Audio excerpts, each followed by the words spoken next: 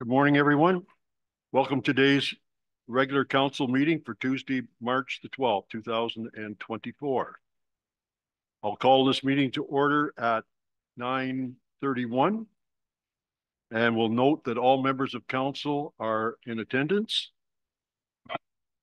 I'll read the territorial land acknowledgement.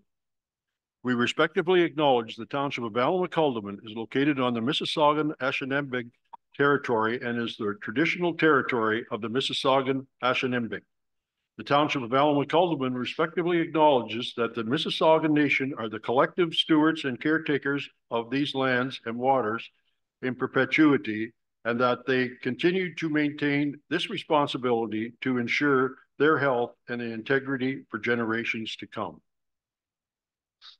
Moving on to item 3, disclosure of pecuniary interest or general nature thereof. Does anybody have any declarations to make today? Deputy Mayor Stover. Through your local. I've done the best. I believe the numbers I have are on a pecuniary interest with items 12.1 and 16.4. The reason being for litigation with the library board. Mayor Local, I will pass this declaration to Madam Clerk. Thank you. For the record, Mayor Local, I have passed the last week's declaration to Okay, that was for last week. Well, thank you very much, Deputy Mayor. Okay, so we'll move on to item 4, approval of the agenda as circulated. That the agenda for the March 12th, 2024 regular council meeting be approved. Could I get a mover and a seconder? Moved by Deputy Mayor Stover, seconded by Councillor Ainsworth. Any discussion? All in favor? Motion's carried.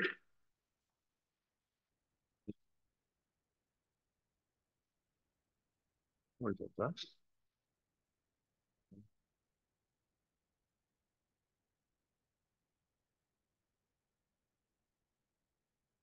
Well, there you are. There I is. Sorry about that. Thank you for mentioning that, Clerk.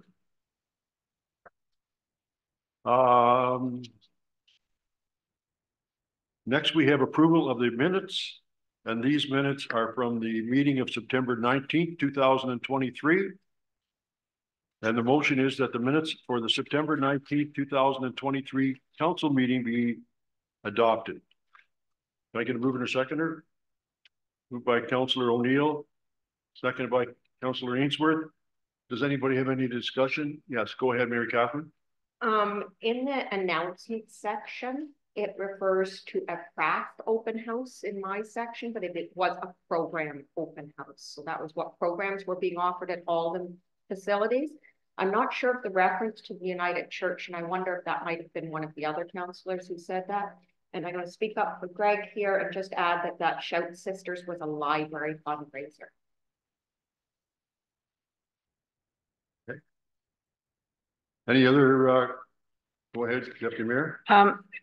Through your Mayor Local, it states on page 12 of that agenda or the minutes, it's got, it should read Nancy, Clerk Nancy McDonald, as well as staff present at that meeting is acting CAO, as well as Fire Chief Dave Dawson, and the CAO.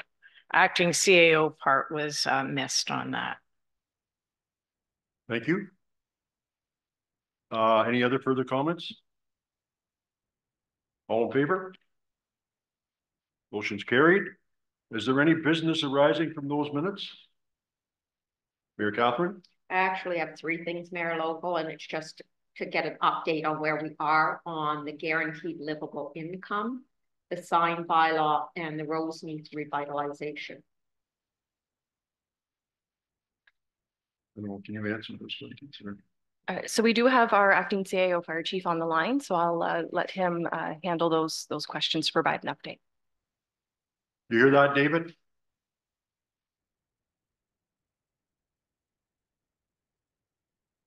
I can see him. Dave, are you there? He's unmuted. Aha, there we go. I can unmute for sure. The guaranteed livable income is something that is still being reviewed and something that we do need to bring back to council with respect to that. Can I have the other two items, Mary Catherine, because I was scrambling trying to unmute. The sign bylaw, I know the one we passed on September 19th was meant to be a temporary measure, and we were going to bring that back in a more fulsome way at some point. Yeah, so all of the bylaws with the township need to be reviewed and updated because they're so outdated, and that is an enormous task, and that is all being part of what will be accomplished this year, 2024. And the third thing was the Rosemead revitalization. I know there's work being done with the Recreation, Culture and Community Development Committee, and their recommendation at one point was that the Rosemead revitalization be a working group. I know in the minutes it says to direct it to them, so it did get directed to them and they did discuss it, so. Okay, and that comes back around to our committees and our structure and our terms of reference and that entire plan. As you are aware, when Clerk McDonald was with us, we were kind of headed towards a direction, but that got interrupted with the leaving of that position. Emily and I have had that conversation just recently on how we're going to look at the committees and the restructure and the recommendation to council. So. Thank you, David. Anybody else have anything else that they wanted to talk about from the minutes? Seeing none, we'll move forward. Delegations. We do have our delegations. Okay, this morning we're going to be joined by Janice Atwood, who's a major in or a part owner, I guess is probably the better, is that the right word? For Principles Integrity. Principles Integrity are we hire them to look after integrity issues, and basically this is strictly for council. It's not part of the staff or anything like that. It is with the intent that if we do get pulled away or sideways a little bit, that Integrity Commission can investigate and take a look at what we're doing and make recommendations to pull us back on course. So I'm not sure, I guess there was a presentation that you had planned on making. I'm going to turn it over to you now, Janice. Welcome to Allan McAlderman, even if you're not here, but feel welcome. And please go ahead with your presentation. Your volume, just hold on, Janice. Okay, now I'm unmuted. I think, can you hear me? We can. Can you hear us? Yes, I can, loud and clear. Thank you. Good morning, Mayor Logal, and thank you, Mayor Logal and Council, for making time for me this morning. And yes, I and Jeff Abrams are the two principals of Principles Integrity. And it is our firm. We're kind of it. So, and we have been your Integrity Commissioner since you appointed us in the summer of 2018. So this is our annual report, which we're bringing to you. We try to get them out every year. Sometimes it's euphemistically an annual report because it often covers a period of much longer than 12 months. We, as you explained a little bit, and I'll just sort of launch into a little bit, we include in our annual report sort of information so that the public can understand what the role of an Integrity Commissioner is. And the sort of the graphic at the bottom of the second page of our report is a pretty good graphic to sort of underscore where we think the primary roles of the Integrity Commissioner lie. And so we are available to consult with municipalities. The Integrity Commissioner is a mandatory office, but once appointed, we're available to consult and help develop policies, code of conduct, council staff relations policies, any policies that deal with the ethical issues of members of council and members of local boards. Not to do with the conduct, though, of staff, not to do with operational issues. So the mayor absolutely is quite correctly saying our jurisdiction is confined to the conduct and behavior of members of council and members of local boards. We're available to provide education and training, and typically we attend, as we did with Allan McAlderman, we attend after the election to provide some general education and training around the code of conduct and conflict of interest and how the framework really works to support the public interest. We are available on an advice basis, on a confidential basis, for any member of council who has a concern about whether something that they might be about to deal with could raise a conflict of interest or might somehow transgress the rules under the code of conduct or the principles. We think of the code as really a set of principles. And where a member may have some concerns, they can reach out to us individually on a confidential basis and receive our advice. And we provide that advice in writing, and we sort of attempt to have a very timely turnaround on those. For the most part, 2 days turnaround, sometimes less, sometimes a one-day turnaround, because we recognize that members of council are looking at an agenda package of a matter that may be coming up in the next 2 or 3 days, and they need to have some advice promptly. So that's where we put a huge emphasis, is on confidential written advice to members on those issues, conflict of interest and other types of issues like that. And similarly, we're available to members of local boards for the same purpose. Although we hear far less frequently from members of local boards. In most municipalities, it's members of council who really engage with us the most.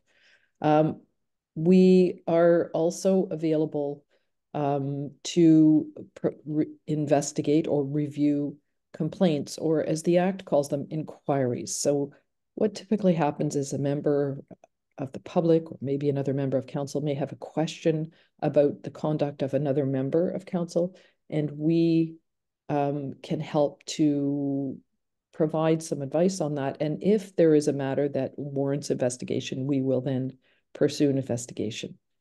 That really, again, is, we see it as a residual purpose or function, not the primary function. We like to disabuse the public that the Integrity Commissioner is there just to enforce. We're there to guide, to support, to advise, to provide advice on governance issues, advice on conflict issues, those kinds of things. But yes, as a last resort, we will certainly investigate where there is a complaint. And when we do so, we apply the tenets of procedural fairness. So the member is notified that there is a complaint. If we are going to investigate, we provide ample opportunity for the member to provide their response. And at the conclusion, if we are going to provide a report to council, then the member has an opportunity again to see what our findings are and to provide further submissions, if any, on that before we finalize our report and issue it. In many cases, we say about 85% of cases, complaints can be resolved through course correction, an apology, an acknowledgement, a commitment to do better. And in those cases, we do not issue a public report. We think it's not in the public interest to be putting those reports on council's table. Where we're able to resolve a matter, of course, it's to the benefit of the complainant to obtain course correction or an apology, and the respondent has the opportunity to sort of mend their ways, then we think that it's more appropriate to resolve those through a letter. We call it a disposition letter, and that comes back to the complainant explaining in detail, here's why we've resolved this in this manner.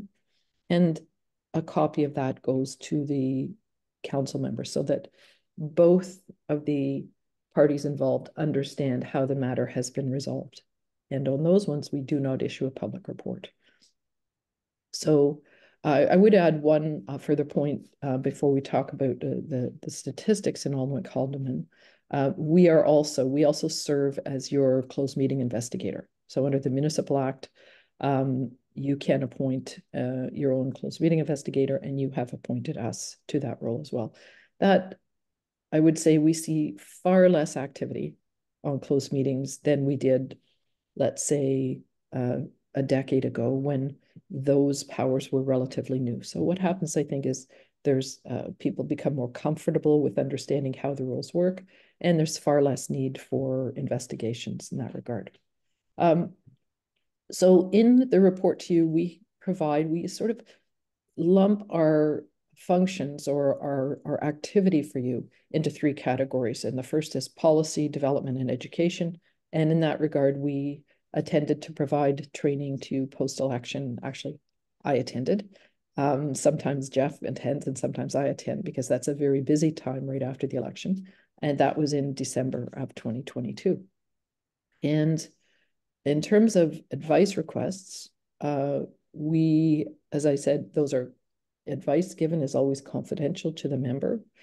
But we can tell you that we responded to 4 requests for advice in the period covered by this report. And we think that reflects a good practice, a good understanding by members of council that they can reach out when necessary, but it's not a regular occurrence. It's when something comes up that they haven't dealt with before or that they feel they need some advice on, that's the appropriate time to reach out. So we're not trying to encourage constant outreach, but we're here when you need us and we will respond to you with that advice. So in terms of complaint, investigation and resolution, which is the sort of the third category, we have had a busy period, the period covered by this report. We have fielded 8 complaints, all of which were disposed of by way of disposition letter, none of which resulted in a public report. So we think, again, it's been I think a period of a little bit of turnover and a little bit of active, you have a very active constituency. I think that's the experience that you're probably more aware of that than we are, but we can share from our vantage point. You appear to have a very active constituency, but the fact that all of those were disposed of through disposition letter speaks to the efforts of all of you to really act always in the public interest and look at where you need to step aside on those matters. So we think all in all, it's a good annual report. It reflects well on the municipality. You've certainly kept us busy this past year plus. We're happy to do so. We hope not to be quite so busy in the next year, but we're always here for you if you need some advice. Now, the latter part of the report, we talk about the themes we've seen around the province, and I'm not sure if I can walk through those. I mean, those are the kinds of themes we see because we serve over 60 municipalities at this point. The kinds of themes that we see will not be a surprise to you. We see concerns arising where a member discloses confidential information. That's a recurring theme, and we remind members of council that information that's discussed and closed, it cannot be shared publicly, even inadvertently. It's problematic because it causes other members of council to wonder whether they can have those sort of open discussions in closed session on specific issues that are properly in closed session. It also causes concern to members of staff if they're bringing information that shouldn't be shared. For example, advice, which is solicitor-client privileged. And we treat it as sort of a cardinal rule. We see issues around the province where a member of council may be disparaging either face-to-face or through social media. And we say, to that, those kinds of interactions, whether they're minor microaggressions or major attacks, are inappropriate and improper, and members need to be mindful of that. They need to treat each other with respect, treat staff with respect, and treat the public with respect. And people can disagree without being disagreeable. So conflict of interest, of course, is a recurring theme, and we encourage members where they have a question to reach out. If it's an area that they haven't looked at before, feel free to reach out and we'll give you some advice on that.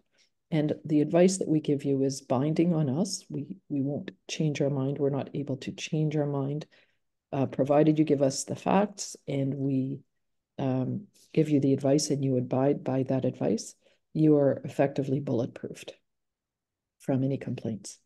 And then another area that we see from time to time, both in small and large municipalities, is where members believe that it's incumbent on them to take the reins in their hands to fix a problem for a constituent. And we say, stay in your lane, recognize that staff have a role, and do a handoff.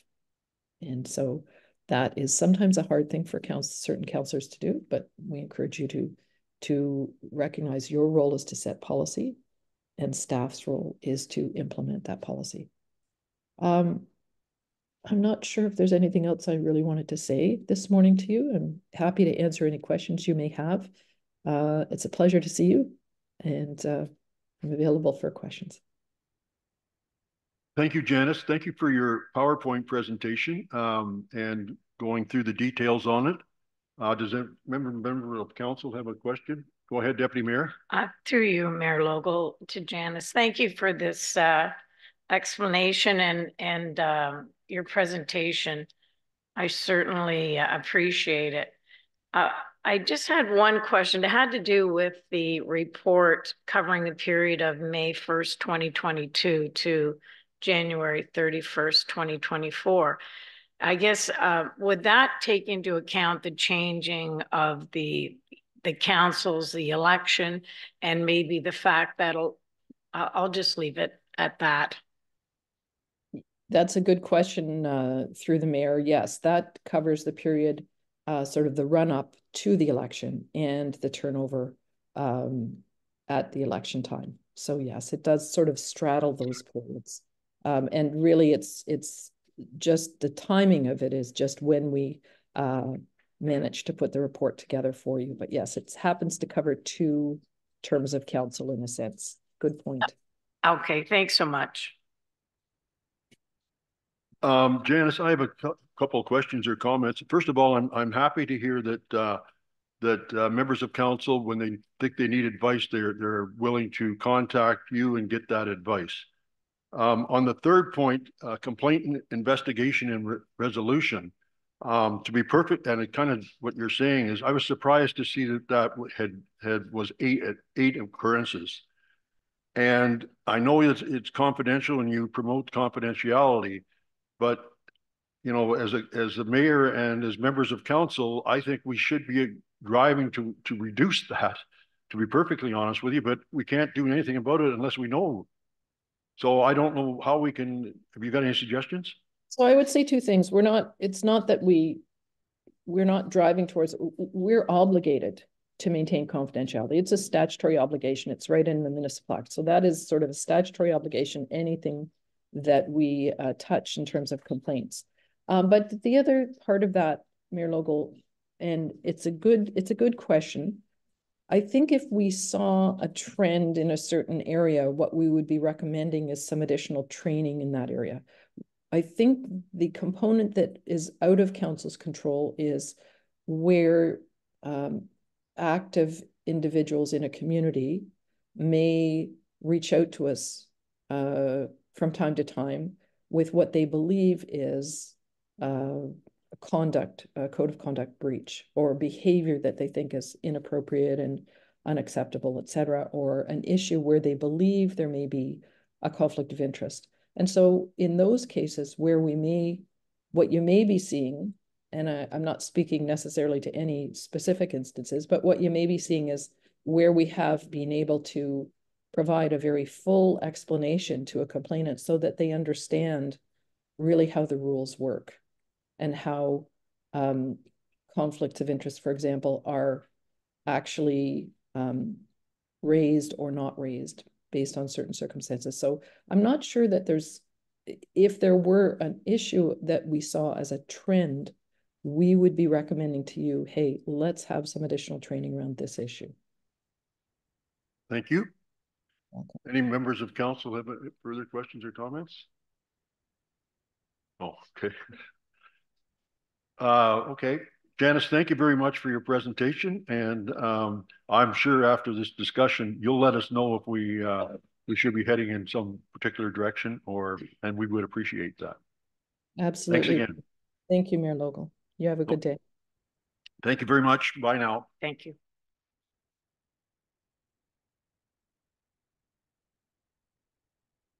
Okay, I'm going to read the resolution regarding this delegation. It is recommended that the Council of the Township of Allen-McCalderman and enact as follows: that the presentation by principals integrity be received and that staff be directed to post the report on the township's website. Can I get a mover and a seconder? Moved by Councillor O'Neill and seconded by Councillor Booth. Any further discussion? All in favor? That motion's carried.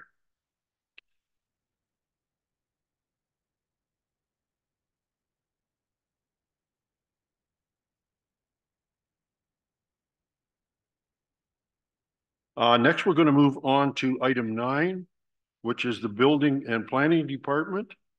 And I believe Tracy's here to, here she is, to talk to this.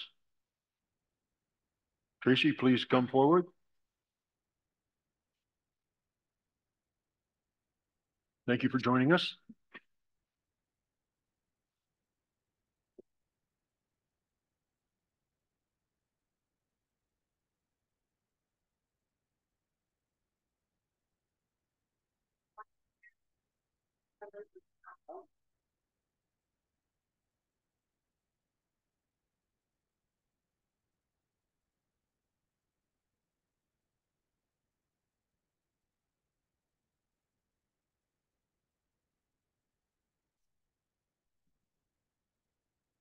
Good morning, Mayor and members of council. I'm going to provide a summary of the memo for the zoning bylaw amendment that was heard on February 26th for short-term rentals, unserviced nature retreats, and to amend the definition of bed and breakfast in section 4.2.2.1 for accessory structures on waterfront lots. At the meeting, staff were asked to review the minutes to determine if there were discussions regarding which zones should be considered for the permission of short-term rental accommodation.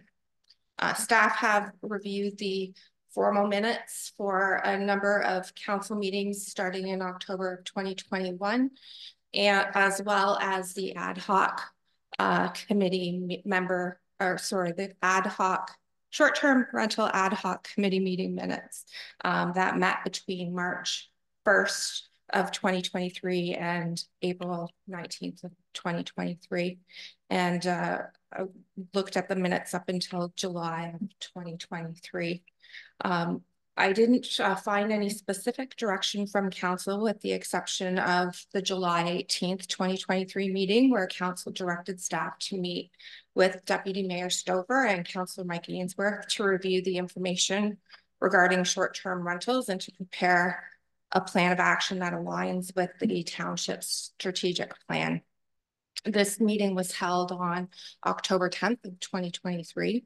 Formal meeting minutes were not taken during that time, but I did discuss with the staff attendees who reviewed their notes. The acting CAO fire chief recalls that there were discussions to include permissions for short-term rental accommodations in the limited service residential and shoreline residential zones.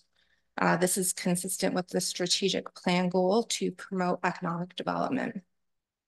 Permissions for short-term rental accommodations will support and encourage tourism in Allen-McCalderman. Bylaw number 115/2023, being the bylaw to license, regulate, and govern short-term rental accommodations, contains regulations that will address many of the concerns made by the public. I have attached 3 different bylaws to amend zoning bylaw 19/2019. The amendment to section 4.2.2.1 for accessory structures on waterfront lots is contained within its own bylaw. That change didn't garner any comments or concerns. That way, if someone were to challenge the short-term rental bylaw, that section will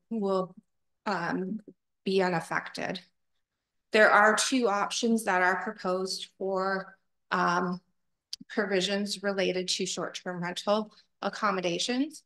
Option A is similar to the bylaw that was prepared for the February 26th meeting, where limited service residential and shoreline residential zones were not included in the list of zones where short-term rental accommodations are permitted. I think there is an error with the bylaw section, so I have brought a corrected version of the option A bylaw, and I'll pass that on to the clerk when I'm finished.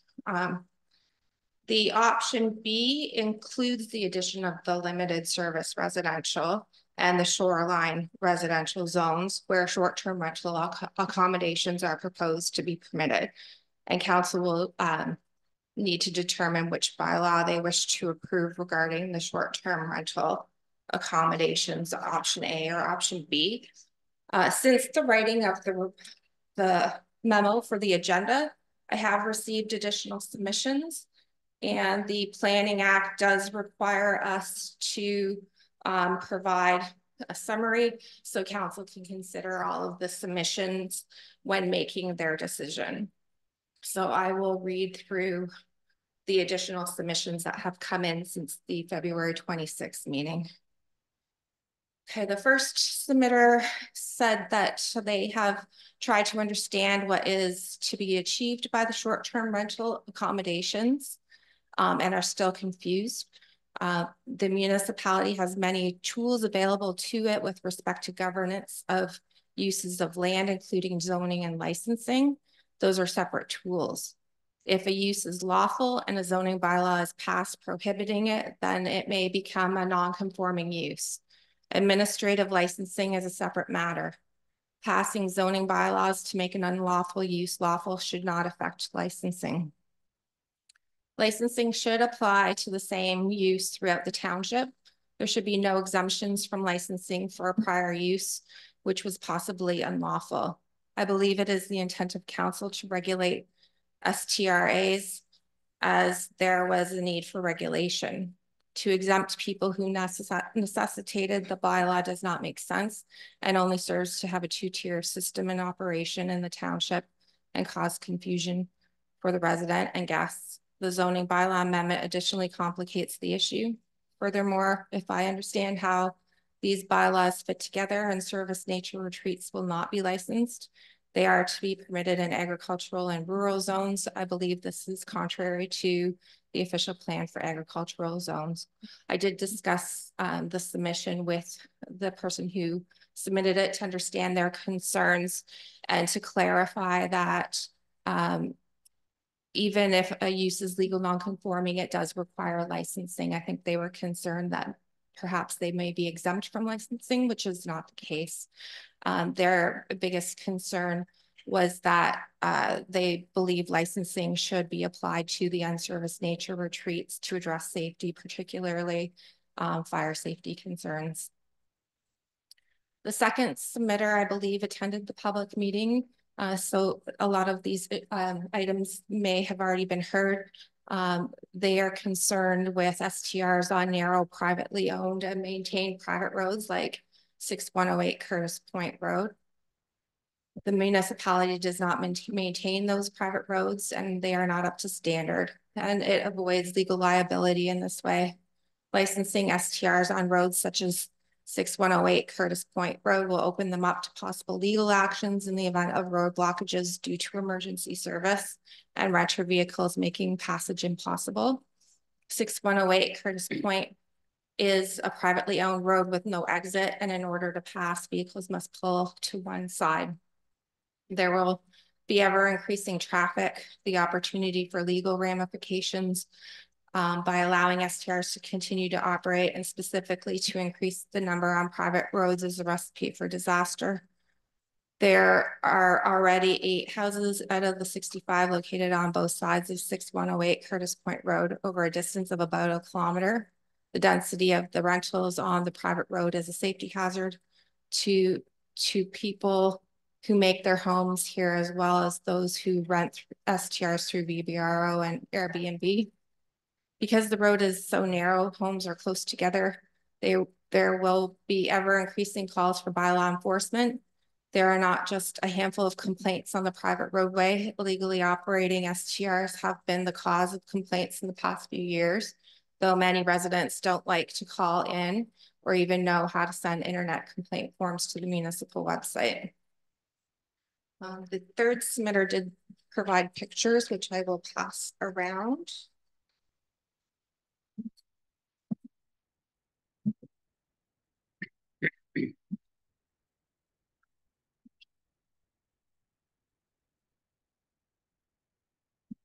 Submitter is concerned about Curtis Point Road. The part that runs east-west along the shoreline is private, very narrow dead-end road. Service vehicles, propane, septic, etc. enter the road by backing up as there's no place to turn around. Driveways are also very narrow and the properties are quite close together. From May until October, more often than not, the STR renters have many guests that park their cars along both sides of the already narrow road. My first and foremost concern is first responders not being able to access properties on this road in case of an emergency. I've witnessed the breaking of fire bans more often than not by renters, and I worry continually about fire trucks not being able to get to a fire if need be. I've attached the pictures from last summer that show how STR occupancy rules and regulations are not being followed. The first two pictures are the same very large group. The following pics are different groups at different times to illustrate. This happens almost every weekend all summer long. Not to mention the residents pay neighbors who use their own machines, equipment to use gravel for potholes, sand for grading, and lime for dust control every year. STR owners have never contributed to the road maintenance, even though the STR brings hundreds of cars per season that use and degrade the roads as well. The STR violations have only increased since she's moved there during the summer of 2020. So whatever the township has to put in place thus far is not working for a particular road. I've included a picture of an Airbnb listing across the street for me at $1,000 per night for a long weekend and $950 per night during the week. Bylaw fines, licensing, etc. are peanuts to the STR owners. I understand the scope of the bylaw enforcement is limited, being the lowest on the pool of law enforcement, but for the residents of Curtis Point, they aren't effective enough. After not getting an issue resolved through calling bylaw, I decided to call the police for a different incident the following week after hearing a young woman screaming and crying because men were fist fighting at 3 a.m. in July. Nobody showed up. The exact words from her brother, who's a police sergeant in Toronto, were, "You expected an officer to show up on your road in the middle of nowhere in cottage country on a long weekend." I won't spend time giving anecdotal experiences that I've witnessed, as I'm sure you've heard enough of them to paint a picture of how the quality of life as a full-time resident is being disintegrated. But I assure you that STR incidences are far more than renters misbehaving or sometimes creating a nuisance as outlined in the February 26th planning meeting. I also noted a reference in the summary how a ban on STRs will affect the economic benefits of tourism.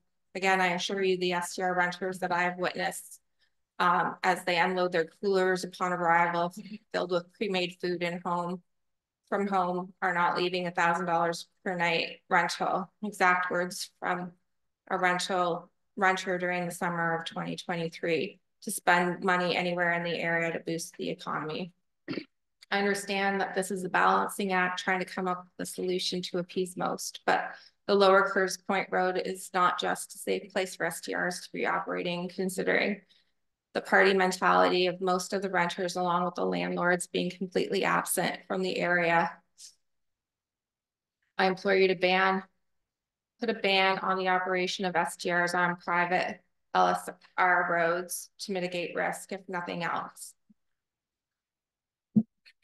So the fourth submission indicates that they encourage the township to pass the option that would allow for the STRs in all of the, including the LSR and shoreline zones, banning limited service residential and shoreline residential zones does not represent good planning and is not in the public interest. Prohibiting STRs through this type of zoning is at odds with the policies of the Ontario Provincial Policy Statement, such as policies to support the economy and tourism industry over the short and long term. The role of the municipality is to ensure planning decisions and planning documents are consistent with the PPS and conform or do not conflict with the provincial plans. When considering trends and the advancements in sharing economy and with agritourism and the need for diversified property uses, particularly in rural and agricultural areas, STRs help achieve the PPS goal. In Northumberland, STRs help support farm-to-table industry and allow people to access the farming community, fishing, hunting lifestyles during the short-term vacation. This zoning ban in limited service residential and shoreline residential areas block people from accessing this lifestyle. It will have a negative impact on tourism. In AH, this results in short-term rental accommodations being banned on Lake Ontario and Rice Lake, which is considered a prime destination for fishing tourism. Promoting tourism is a policy objective of the official plan of the township and the county, as well as the province through the provincial policy statement. Your own welcome statement in the newsletter that accompanied the tax bill boasts about 2 lakes within the township that mentions being accessible and inclusive community. Banning these 2 zones defies this very statement. The amendment also has the very undesirable effect of rendering illegal the benign, non-contentious occasional rental by owner of the family cottage, to, for example, to family friends or known individuals for annual cottage holidays. And I believe this person also spoke at the public meeting. Thank you. That's your report? That's it. Okay, thank you very much. I'm going to open it up first to council to see if you have any questions for Tracy. Through you, Mayor Lobo. So, I mean, I know all the complaints that people are talking about are in the past. We have a much stronger bylaw enforcement program. Mike, I'm going to, that's kind of debating, I think. Do we have any questions for Tracy? If, then we'll go, then I'll read the resolution, we can debate. Okay, sir. Go ahead, Mary Catherine. Certainly the non-service roads is a very big challenge for us. We don't have any control. They're not our roads. Where does the municipality stand then? Do we have any room to act on those roads at all? Well, in terms of the licensing bylaw and the zoning bylaw, there's requirements for parking. So in the proposed zoning bylaw, there is the addition of 1 parking space for each guest bedroom. And so that would apply to new uses that are establishing. If somebody's legal non-conforming, that may be a challenge for the zoning bylaw enforcement, but the licensing bylaw also mirrors that same requirement.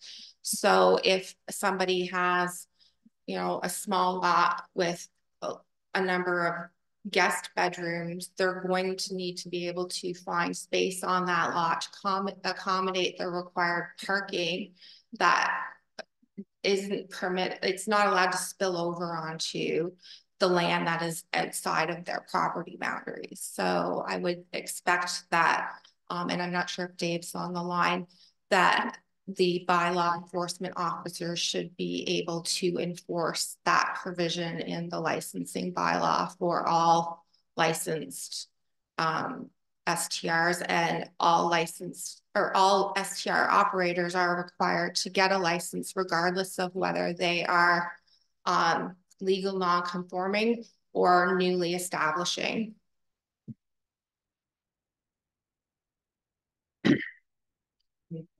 Dave, do you have a comment? Go ahead. Acting CAO. Muted. I like the little hand. I see your hand. I think you're muted. Thank you very much. Excuse me. For clarity, The STR bylaw is for us to regulate the properties. It has nothing to do with the roadway. If the people that own the roadway, meaning the cottage association or otherwise, as they have been advised, wants to enter into an agreement regulating the use of their roadway, that would be up to them to do so. Again, the STR bylaw is to regulate the properties. Thank you, David. Go ahead, Deputy Mayor. Through your Mayor Lobo, to Tracy.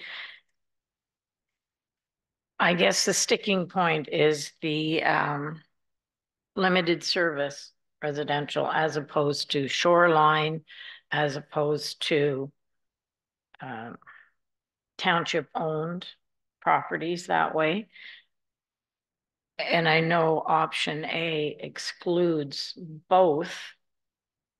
Would the, I'm just wondering logistically about a bylaw that would exclude limited service residential on a private road. What would, is that even an option for us at this point?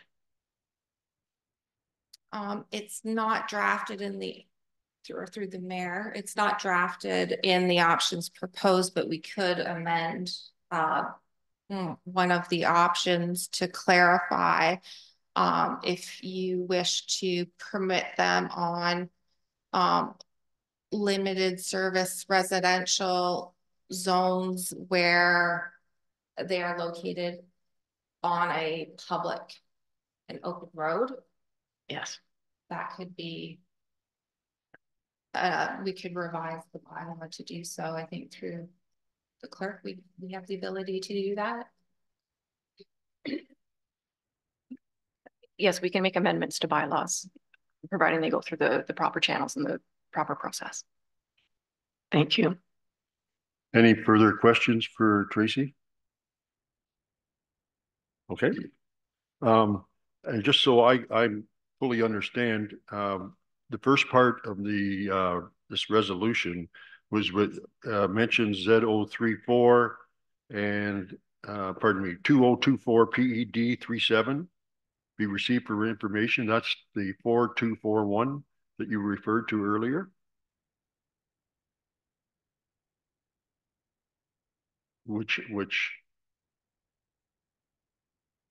was right off at the very start, where you mentioned 4241.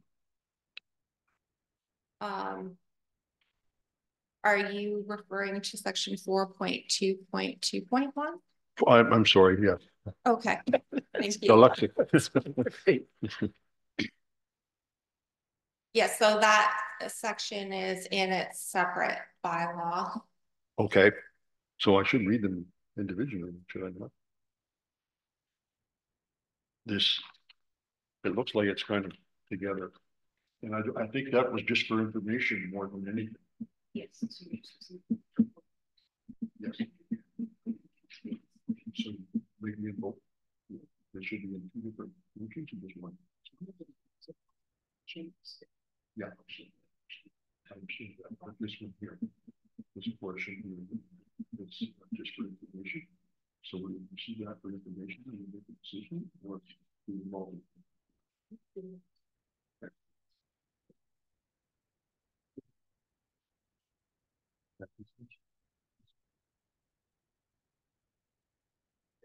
Yeah. Okay. So our clerk recommends that those options go together. Dave, I see your hand. Before we get to your question, I'd just like Tracy to you, can you clarify what option 1 and option A and B are? So option A is similar to what was proposed in the February 26th report, where it does not include limited service residential and shoreline residential zones. Option B is an option where it does include limited service residential and shoreline zones. And both options removed the amendment to section 4.2.2.1, and it is contained in a standalone bylaw. Okay.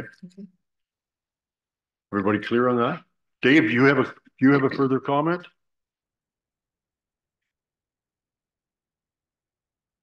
David?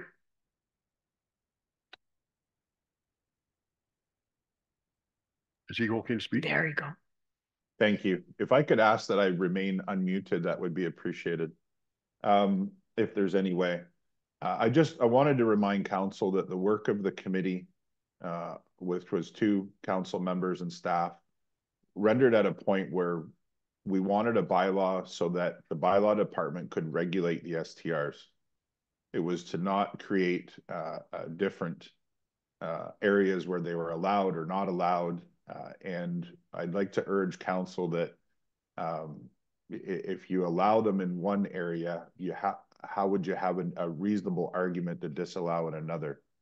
But again, I just wanted to remind council that was the original intent of what we came out of the committee, and it was to be able to regulate. So thank you. Thank you. I have one maybe a little bit more specific question to Tracy. It sounds like we've always expected. There's and don't quote me on these numbers, but there's 50% for, 50% against, whatever. If they, and this, because it's bylaws, these are open to people to comment, et cetera, and they can go to the, I'm going to call them the OMB, but I know that's the wrong terminology. What happens then? How do they appeal to that? You know? So through the mayor, we send a notice of decision out once the bylaws pass. There's a 20-day appeal period. So if someone participated in this application process, being the zoning bylaws that started from, when we issued notice through the tax bill to today, they would have needed to make written or oral submissions on the proposed zoning bylaw amendment in order to have appeal rights. So if they wish to appeal, they would need to notify the municipality and make an application that goes to the Ontario Land Tribunal. I believe the fee is $400 to appeal that. So if someone does appeal, the OLT will have a look at what their rationale for appeal. It has to be based on planning grounds to determine if it's valid and whether or not to go forward with the appeal. Then the OLT would then set up the meetings to discuss the appeal and how to proceed if it needs to go to a hearing. And ultimately they would make the decision if that were the case. Thank you. I appreciate knowing that. Okay, I'm going to read the resolution as it's prepared, and then we can discuss. And I'll have you up first, Mike. It is recommended that the Council of the Township of Alma-Calderman enact as follows: that the report memo read Council Report 2024 PED 37 be received for information. That's the first part of it. And that council direct staff to bring forward a bylaw for option A or option B regarding zoning bylaw amendments related to short-term rentals. Could I get a mover and a seconder? Sorry, through your Mayor Logo, your mover will have to identify if they're moving for option A or for option B. Thank you. Mike? I move for option B, Mayor. Thank you. Can I get a seconder? Seconded by Councillor Booth. You have the first opportunity. Mike, please go ahead if you wish to comment. Thank you, Mayor. So a lot of things have happened since we started this short-term rental bylaw. And the negative part of it comes from what has been going on in the past with short-term rentals when it comes to bylaw enforcement. So we have a much stronger bylaw enforcement group today. And we have a much stronger direction from council on how we want bylaw to operate in our township. And our CAO has taken this on and is doing a great job. I just, from the amount of calls that I haven't had since our new procedure for bylaw enforcement, I haven't had literally one call. But before, I'd get 3 a month. So I do understand the people that don't want the short-term rentals on their roadways. But I'm just saying, like, in a year from now, when we have some history behind our new approach, will they still be thinking the same way? We've had multiple papers come in from existing bylaws in other townships. We've also had some paperwork come in for litigation that's happened because of those bylaws. And those bylaws have been turned around for the same thing that we're talking about, right? So, and we've talked about ourselves, you know, when we're doing something, can we win it in court? So we have to take all these into consideration when we're wondering what we should do. And if we're going to be able to police the bylaws and we're going to be able to police the short-term rentals, we got to have them all in the bylaw, because we know that there's some out there that are going to be, you know, running under the weather, under the radar. So I would stress that we take option B and include those two areas so that we can enforce them properly. The private roads is an issue. I would hope that one day we could put together an agreement with people on that own the private roads, with the you know, such as Curtis Point Road, that we could work together with the township to enforce that private road or any other private road in the township. Because the issue is we have issues. We can control the land, but we can't control the road. So our planner was correct that with the bylaw, it says you have to have one parking spot per bedroom. So when people are parking on the road and they have 3 spots to park in the short-term rental, I mean, that's an issue. I believe that's something that we could look at. But you know, excluding someone for being able to run a business is probably not in our best interest. And and I believe that, you know, reevaluate this in another year. If we give these people that are maybe not looking after their short-term rental properly in the best interest of their neighbors, then I would say it's theirs to lose. You know, we can reevaluate that too. The fines are way stronger in this bylaw than they were in the past. And I would say that, you know, if someone goes through that process, that's going to get out there. So I would say that we let our bylaw enforcement officers and that group do what they're going to do, and keep some history on what's going on, adopt option B, and see what it's like a year from now. Thank you. Thank you. Anybody else have any comments? Go ahead, Mayor Catherine. So the STR issue is an evolving issue, not just for our municipality, but across the province and worldwide. So I'm sure we're going to look at this again and just address that is the case. I do have some continuing concerns regarding the impact of housing, and I know there's a lot of good research being completed right now. So I look forward, not within our municipality, but within the province. And I look forward to seeing what that brings forward. You used the word business, Councillor Ainsworth, and I think that is something that is now starting to be looked at by the federal government as well, because these are indeed commercial establishments. Very different than somebody occasionally renting out space in their own home. So these things are being looked at, and it will continue to evolve. I do respect the process and the amount of work that staff and the committee put into bringing this to this point. Thank you, Mayor Catherine. Go ahead, Deputy Mayor. Through your Mayor Lobo.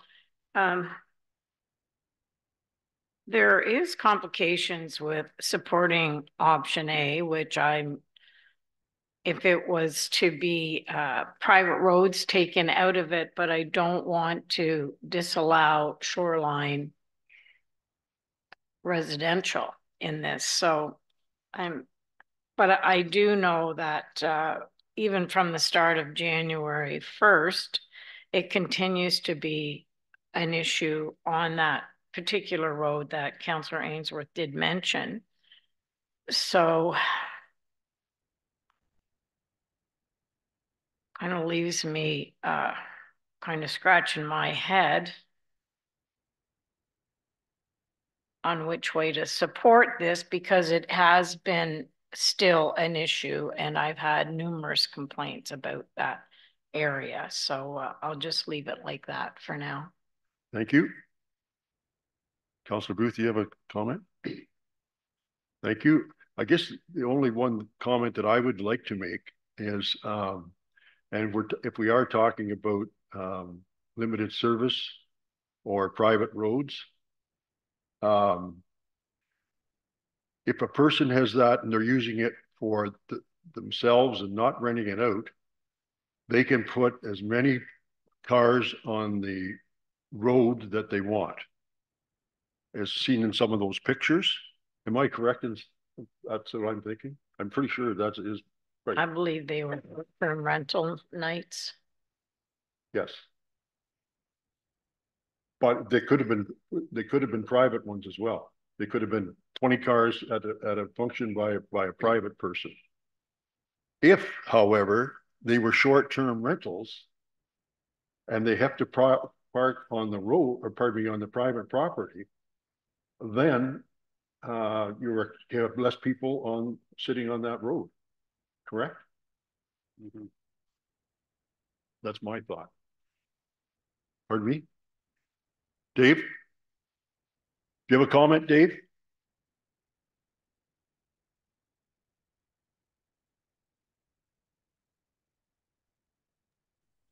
Thank you. Specifically to Mayor Logle's question, to you, Mayor Logle, yes, we have dealt with complaints with respect to bylaw for parking on unregulated roads. In our determination, there has been times where it is the landowner that has thrown a party and there has been significant traffic. We do not have any regulation with respect to that because it is a non-township owned road. So therefore we cannot enforce parking. The only thing that we might be able to enforce through the FPPA, which is the Fire Prevention Protection Act, that for reasons of egress or emergency access. But if we were able to have agreements with these, with the landowners with respect to parking, we would be able to enforce parking zones, et cetera, on these roadways, but that's only if we had an agreement with them. There are a bunch of areas that we are aware of with respect to bylaw that we do need to review, and we do need to incorporate some no parking signs with respect to access and egress to certain areas of the township. Thank you. Any further comments? So we have a motion on the floor, moved by Mike, seconded by Councilor Booth. Yeah, that's what I thought, but I didn't want to say so. By Councilor Booth, that council support the item B. And so I'm going to call a vote. All in favor of item B? Opposed? The motion is carried.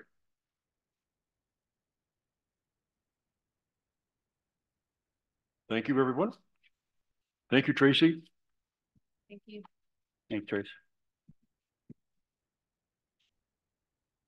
Moving on to next item is from the Public Works Department.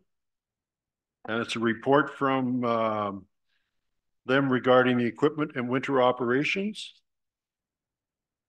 And Dave, will you be speaking to that this morning?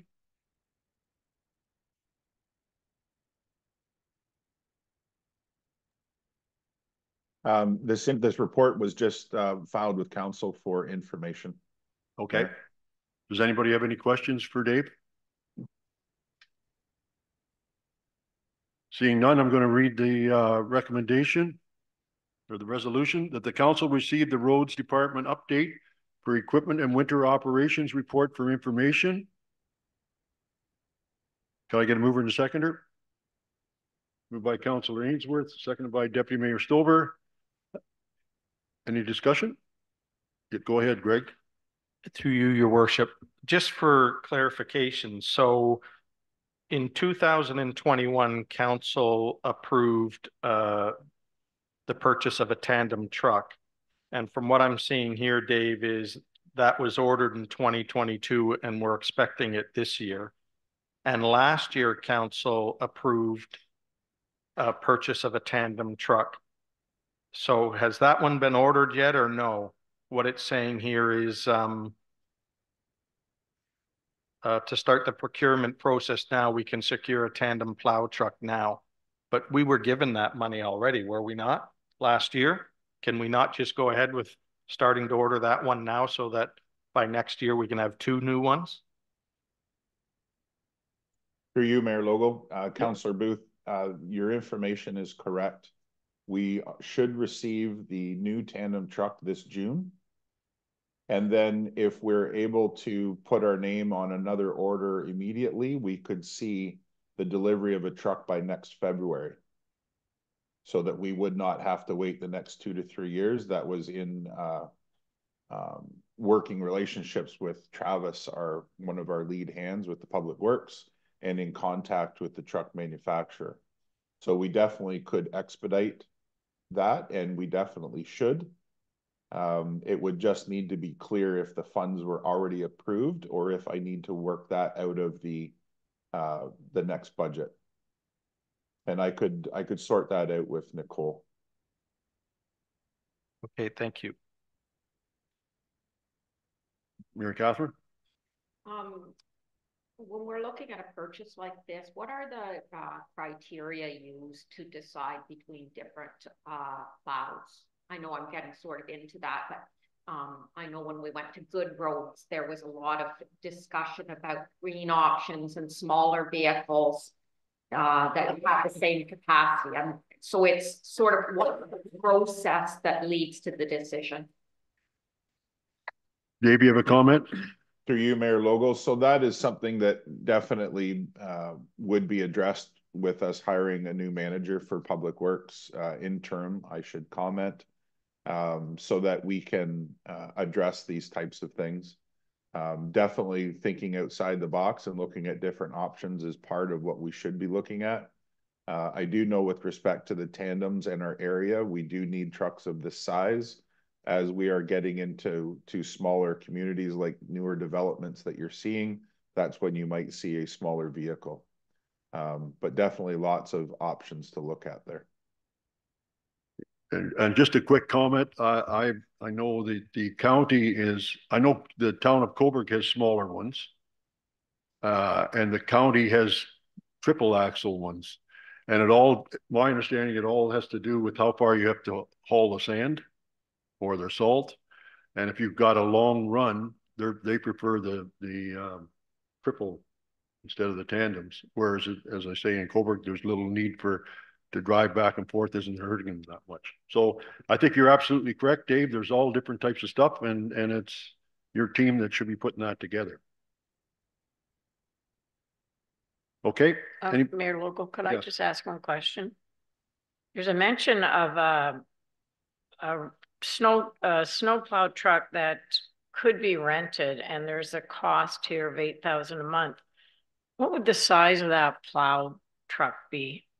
This is to our Chief Administrative Officer. For you, Mayor Logo, Deputy Mayor, that is a tandem truck like the ones that you have. That is what the cost is to rent that vehicle without manpower. Okay. And then we would have to put a staff member in it. I would say that it would be council's role to set policy with respect to how the schedule, let's say what time they would like to see roads plowed by, the service level delivered to our residents, and then it would be the manager of our operations that would set the type of equipment to accomplish what council desires. Thank you. Thank you. Any further questions or comments? That the council, the resolution reads that the council received the roads department update equipment and winter operations report for information. We've got a mover and a seconder. All in favor? That motion's carried. Next, we're going to move on to Public Works Capital Roads Project 2024. And it is recommended the council of the Township of Alma-Culdeman enact as follows: that the council receive the report Public Works Capital Road Project for information. Can I get a mover and a seconder? Moved by Deputy Mayor Stover, second by Councillor Ainsworth. Any questions, comments? Go ahead, Councillor Ainsworth. Through you, Mayor. Just to be sure, because I'm not seeing it here, but so we're talking about the roads that are coming up in the budget? Yep. Okay. I'm okay with this. My concern is that we never had any dialogue with council on when we picked these roads to be redone. And I would wonder if we could have that conversation, maybe not today, but just so we could, if we could commit to maybe have it in the near future.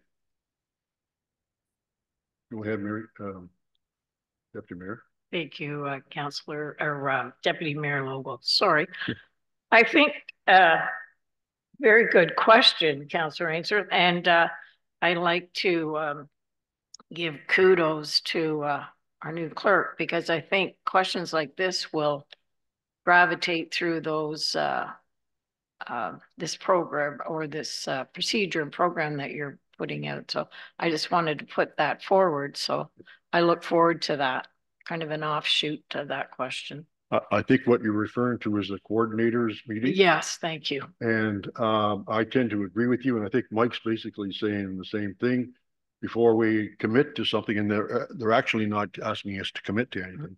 But if we were to have that coordinator meeting, then that'll be a good opportunity for it to be properly discussed between council or members of council as well as the Public Works, and determine what's best. And I think that's what this is going to lead to. And I appreciate the work that Emily and Dave put into that. And I see there's some, we really got to watch our figures, and that's what the group will determine. But I'm concerned about some, and I think I'm going to attend the, I'm not sure, I'll bring that up later, but the roads, what they call it, Good Roads Association, because I think we really need to get a good handle on what we're doing, what we're spending, and are we fixing roads that haven't got to their last possible issue before you reconstruct them, and are we trying to repair the ones that we best we can. So I think it's a good operation tool, and perhaps we need to be, and I'll throw this back at Dave and Emily.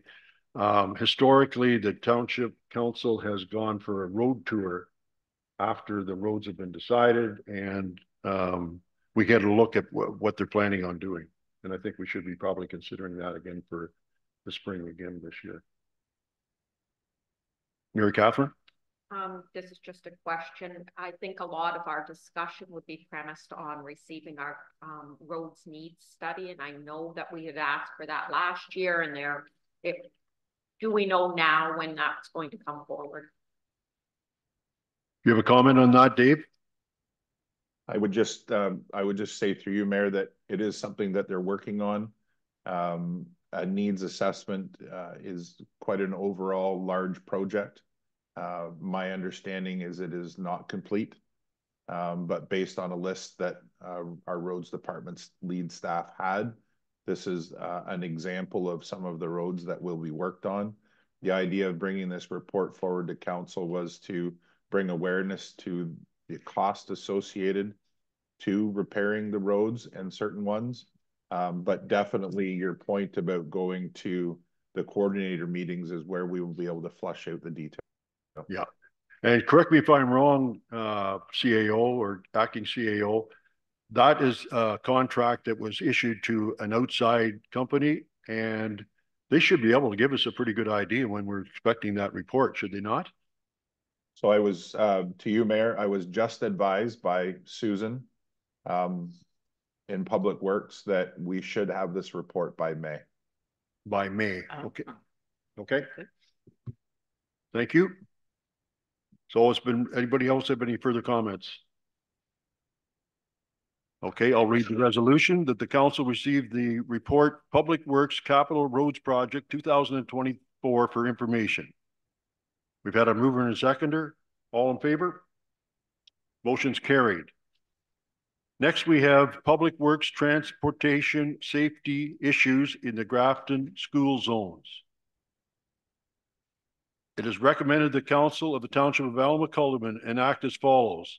The council received the Public Works Transportation and Safety Issue in Grafton School Zone report for information, and that staff be directed to either item 1, issue an RFP for a consultant to do a study in the school zone, or number 2, install speed deterrents such as speed humps, safety delineators, or a traffic circle within these school zones, or continue to monitor the situation. Can I get a mover and a seconder? Moved by Councillor Ainsworth, seconded by Councillor Booth. Councillor Ainsworth, you have the first opportunity to speak.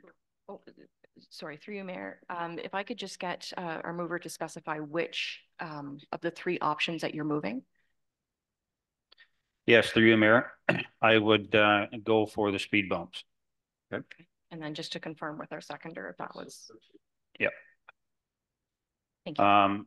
Just for the, you know, we shouldn't, this has come up multiple times in discussions about the safety area around the schools there. And, you know, the sidewalk issue we have. So I would say, you know, the speed bumps be a great thing, and have someone come in and put them in. It seems like it's fairly reasonable to do that. But I also wonder about if we can maybe put some good signage on both ends of that road in that school zone that, you know, just specifically says, you know, you're entering a school zone, like not just a little 12 by 12 one, but something a good size to that's going to get drivers to maybe pay a little more attention. It's going to be right in their vision. Okay. So. Thank you. Greg? I would agree with option 2. And the reason being is with staff talking to the OPP has recommended the installation of the delineators and the speed humps. I would also agree with what Councillor Ainsworth is saying, that, you know, some better signage. And I'm wondering whether or not we could actually put option 3 with it, Mike, is to continue to monitor the situation. So after we put the signs in and the delineators and the speed bumps, that the Black Cat probably goes back there when these are all in, and you know, we can start to monitor it to see if there's any improvement. I'm good with that. So go ahead, Deputy Mayor. To your Mayor Logo, when I was reading the traffic, the speeds that some of these vehicles are going down, I mean, I couldn't believe it. One was almost 100 kilometers an hour, which is, it's almost like they would almost be getting airborne. So I'm just wondering where, I don't know if I missed it or not, where the speed bumps would start and where they would end. Because I believe the start of where it gets a little bit kind of safety is at risk is at the start of the hill. And then it kind of lessens as you get past the school. So I'd kind of be interested to see where they're going to decide to put these bumps in. I don't know if I've seen that or not, but it would be option 2 that I would just decide to go with. Thank you. Mary Catherine? I do not support going with option 2. When I attended Good Roads last year, road safety was a key focus for them. And they did a whole workshop on municipalities that moved forward without professional advice, where it actually made the situation worse. And that is something I wouldn't want to see at all. These are professionals. We don't know where to put speed bumps, as our deputy mayor just said. Maybe it's a good idea, but where? How do you decide? It has to be a professional who tells us where these things happen. I do support the idea of signage, and I'm sure if we looked at the Good Roads website, we'd find some good guidelines to help us with signage while we waited to make a more comprehensive solution to this. Further, we've had safe walking come forward multiple times within Grafton and more broadly than just the school area. So I'm wondering if it wouldn't make sense to look at this in a more broad study than just the school area. I'm good with either direction, but I do think we need professional advice. And I think that sums up where I am. Thank you. Go ahead, Deputy Mayor. Through you, Mayor Lobo. I guess when I was wondering, what is a safety delineator? Because when I'm looking at speed bumps, and I understand what Councillor O'Neill is saying, speed bumps are a bit tricky for the snowplow drivers and everything as well, but what is a safety delineator? Is that being grouped in with a traffic circle? Go ahead, Dave. For you, Mayor Logo, to council, this is definitely a report that's put to you for information to give you options.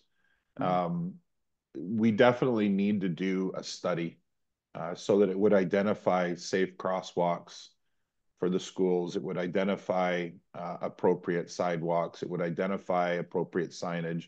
It would make recommendations for speed bumps if that is an opportunity. When you're talking about traffic circle, because it's an option, but you'll have to consider the significant cost to building a traffic circle, considered a roundabout similar. But the other thing that happened in a conversation with county is that they're actually going to go ahead and do a safety study in 2025 for the Highway 2 area that flows through Grafton with respect to the intersection that is across the road from the municipal building. In conversation with them, there is an opportunity for us to partner with respect to a safety study if we could get them to agree to go ahead this year to do that, and there could be some potential cost savings because similarly, it will be a very similar work piece. So if the company is already in town looking at one area, they could look at the other area as part of that work project. If the county cannot do things in 2025, then I do believe that we as the township should probably put some interim measures in place to help with the traffic situation, as it is definitely an area of concern. Thank you, Dave. I'll throw my 2 cents in with it, if you don't mind. Go ahead.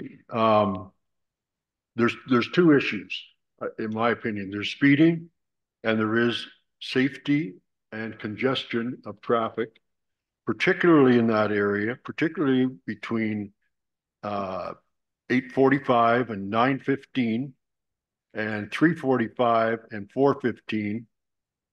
Each and every day the schools are open. And that is caused by at least a half a dozen buses, probably 8, that go back and forth from the school, dropping off and then picking up, or vice versa. The other issue is too that I understand that the bus have changed their amount of, or pardon me, I guess it's the Minister of Education has changed how people have to walk, or the kids have to walk back and forth from school. And because of that, they're getting less opportunities to ride bus, and people are picking up their kids and dropping them off at school every morning. So they are running back and forth. They get there at 2:45, just like everybody, the buses do, and they quarter to 4. And they go back and forth and back and forth. It is a real cluster of cars moving back and forth. You know, those 8,000 figures that we were seeing, I would bet you there's 150 go by in those half an hour from those roads. So I think there's 2 issues. There's the speeding issue, which I think we do address with the speed bumps.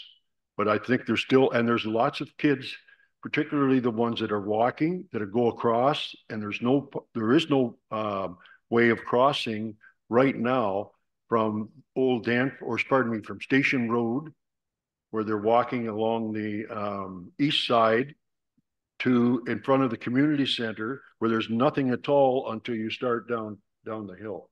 There's a potential there. I'm afraid that someone could get hurt. Now, there is the opportunity, I think, of delineating would also include a crossing guard that might help too. But I'm not the expert on it, and I don't want to pretend. But I guess I'm suggesting that I think it needs more than just some of the things that Councillor Ainsworth had recommended. Go ahead, Deputy Mayor. And just hearing you speak numbers and everything, just want to remind you as well that with the subdivisions that are going to be concentrated in that area, you could be talking another 300-400 cars traveling around in that area. So it's only going to get worse. So with the proper study and with the projections of what the traffic is going to be, we really need to take this seriously. Okay, go ahead, Councillor Booth. I'm wondering if it's possible, Dave, too. I brought this up at the last council, is that I know a lot of municipalities now put speed radars in there because municipalities are allowed to, and especially they've been putting them in school zones so that times in the morning, Mr. Mayor, like you said, when the kids are going to school in the morning and then in the afternoon, they're very strict with the speed radar that they only allow 5 or 6 kilometers over. And then after that, it's a photo radar and a ticket. And then during other parts of the evening or whatever, they give you a little bit more. But that's something we should be looking at because the municipality has the power to do that, but nothing ever came back. And maybe to your comment, Deputy Mayor, is maybe we talk to Tracy about this, that all these new communities that are coming in with houses and that in there, that we ask that a traffic study be done of where the kids are coming from these new houses there to get them to pay for this. Go ahead. I listened to Councillor Booth, and aha moment from when you and I went to the first conference, and I did have the information sent to me about the this I can say contraption that is able to write a ticket and send it off. And I mean, it costs about $60,000, $70,000, $80,000 for this unit, but it's paid for within a year, and it's gonna police all that area. And I know it doesn't really say what times, or does it, that the majority of the speed is going, but even people walking up, even when it's not school time, it's like a racetrack down there. And I mean, maybe that's one thing we should be looking at too. Okay. Mayor Logo? Yes, go ahead. If I may, a couple items through you, Mayor, that Councillor Booth brought forward. The photo radar, I believe that would be a question to go through our police services board to find out if that is an opportunity for us. Otherwise, if you wanted us to look at that, we could contact the Cobourg OPP detachment to find out any opportunities or channels we could follow. And then on the other aspect with respect to the traffic, crosswalks, etc., in Grafton for the public school, as a suggestion, which we could do by way of perhaps of resolution if Emily agrees, Book 7, as we learned in our meeting with Northumberland County, which is set by the MTO, based on your traffic, it does make recommendations for signage for different traffic control different traffic control measures based on certain zones, meaning school zones, high traffic zones, development zones, etc. So that is definitely something that we could have Public Works look at and come up with a temporary solution while waiting for a traffic study and a more permanent solution. Okay. Well, but we have a motion on the floor. Do you want to amend that motion, Mike, or? So Mayor Logo, if I could, just for simplicity's sake, you do have the motion on the floor that staff be directed to install speed deterrents such as speed humps, safety delineators, or traffic circle and additional signage, and that staff continue to monitor the situation. Yes. I would recommend that we deal with that immediate issue right now. And then if council wishes to pursue the photo radar, get a direction to staff to investigate further. And then you're separating the two, just for making it cleaner and cleaner lines. And we can do that. And I would like to suggest to the CAO continue to talk with the county and find out when they are going to do a road study, because it sounds to me like we do need to do that as well, eventually. Go ahead, Mary Catherine. This is probably a question through you to the clerk. My understanding, if I were to vote in favor of what's in front of me, is that I'm agreeing that we do these safety measures, and I don't think we know which safety measures to do.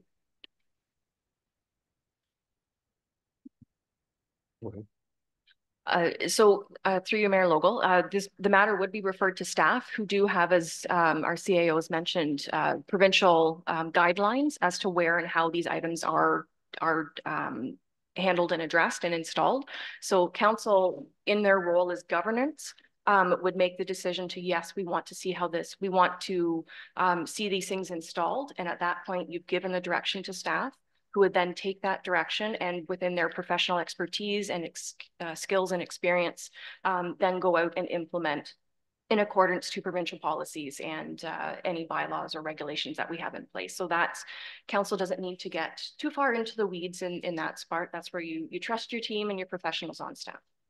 I got Greg first and then Mary Catherine. I was just going to say the same thing as Dave said, that there is policies and procedures for MTO has in school zones and things like that. So it's not just haphazardly throwing down speed bumps. I'm sure there's rules and regulations of how far, when they can start, things like that.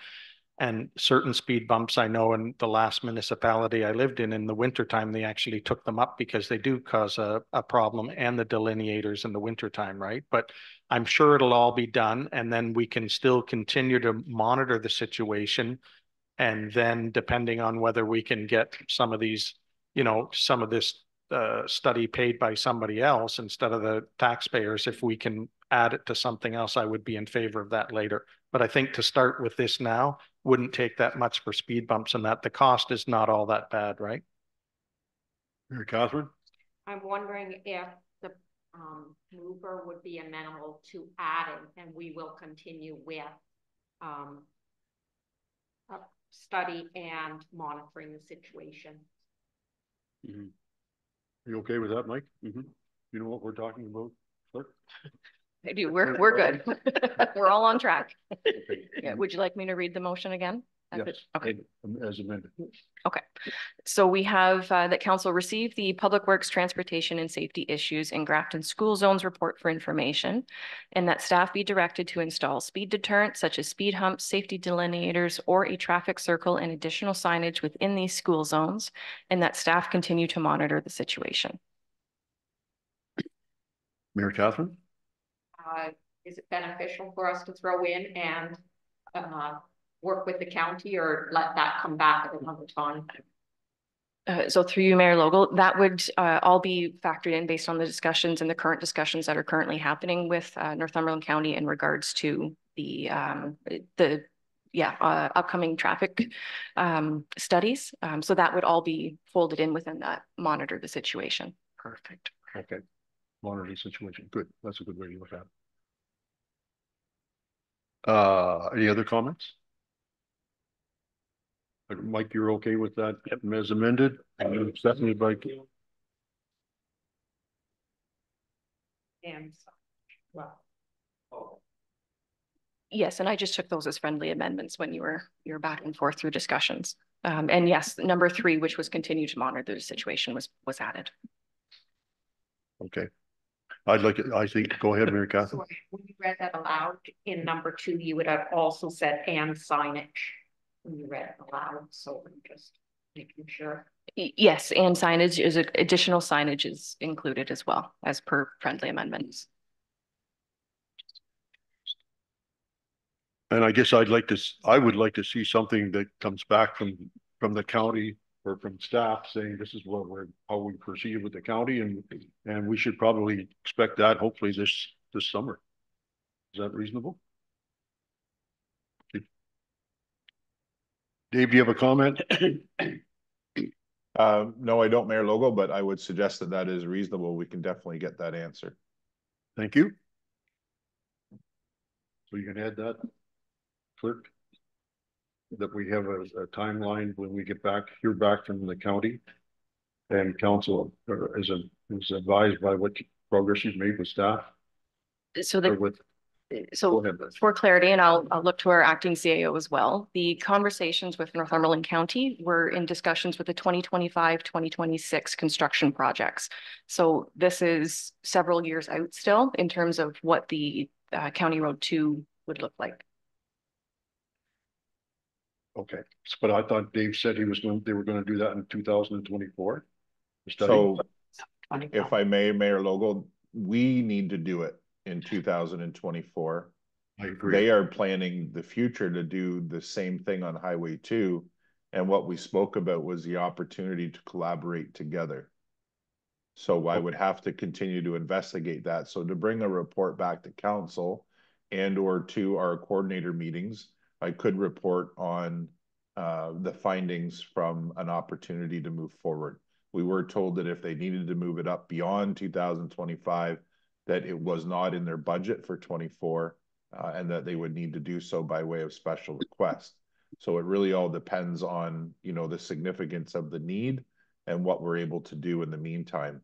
If we're able to come up with some interim measures that will assist so that we could wait and join with the county, then that would be great too, but we'll need to investigate the cost of what do we need for a traffic study versus what do they need. Thank you. Okay, everybody happy with our discussions? All in favor? Motion's carried. Thank you, Emily. We're going to move on to Parks and Recreation. We don't have anything to report from Parks and Recreation today. Next is the Treasury Department. It's regarding the 2024 draft budget.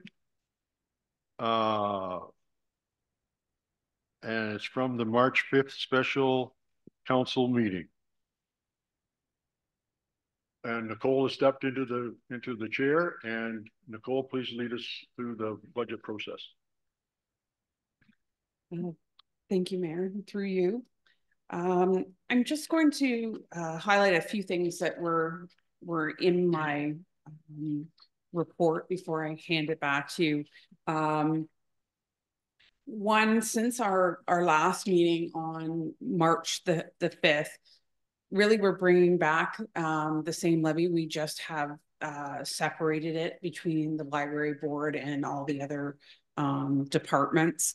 So it still consists of the overall budget of $8,059,289. So, but we did at council's request bring this back, split into two separate sections for approval purposes. The other item that was addressed at the previous budget meeting was the Lower Trent conservation and the increase in the budget for $16,994 that was added and then offset by a reduction in contribution to working capital reserve, and that was based on resolution of council on the 5th. And then the values as far as the two additional issue papers for staffing were left in the budget. One final note is just that we also revised the bylaws that'll be brought forward later in the agenda in 6.4 and 6.5. And so I think in my report, it has the draft bylaw 19-2024 listed in the attachments, but there's also the draft bylaw 2024 that will be brought forward later in the agenda for passing. So I will pass that back to you. And other than that, we're looking at the same overall levy as you were looking at previous. It's just been split with the library separate. Okay, I'm going to read the resolution. If we have any questions, then we can ask them then. And there'll be two of them. It is recommended the Council of the Township of Alma-Calderwood enact as follows. The council approved the 2024 departmental budgets excluding the library board budget in the amount of $7,771,249 with a levy impact of 8.32%. Did I get a mover and a seconder? Moved by Deputy Mayor Stover. Seconded by Councillor O'Neill. Further discussion? Go ahead, Councillor Booth. Just a question through you, Your Worship, to the treasurer, and it's not a big issue, but I know it was brought up before and I'm still waiting for an answer. Hopefully you can direct this to the proper staff, but on page 32 of 65, it talks about the arena sign revenue, and I'm still waiting for an answer to find out that why, if we have half a dozen or more signs still up at the arena and we collected nothing from them last year, and this year we have $250 in there, which means we're only going to collect from one sign. So I'm still interested to hear that report back from Parks and Rec. Thank you. That's it. Thank you. I'm not sure if you have to answer that or not, but I'm sure Dave will investigate that for you, Councillor Booth, and get back to us. It's a legitimate question, and I think we all need to hear that. Any other questions or comments? All in favor of that? Motion's carried. And the second one, it is recommended the Council of the Township of Alma-Calderwood act as follows. That council approved the 2024 library budget in the amount of $288,040 with a levy impact of 0.2%. Could I get a mover and a seconder for that? Moved by Councillor Booth and seconded by Councillor O'Neill. Further discussion?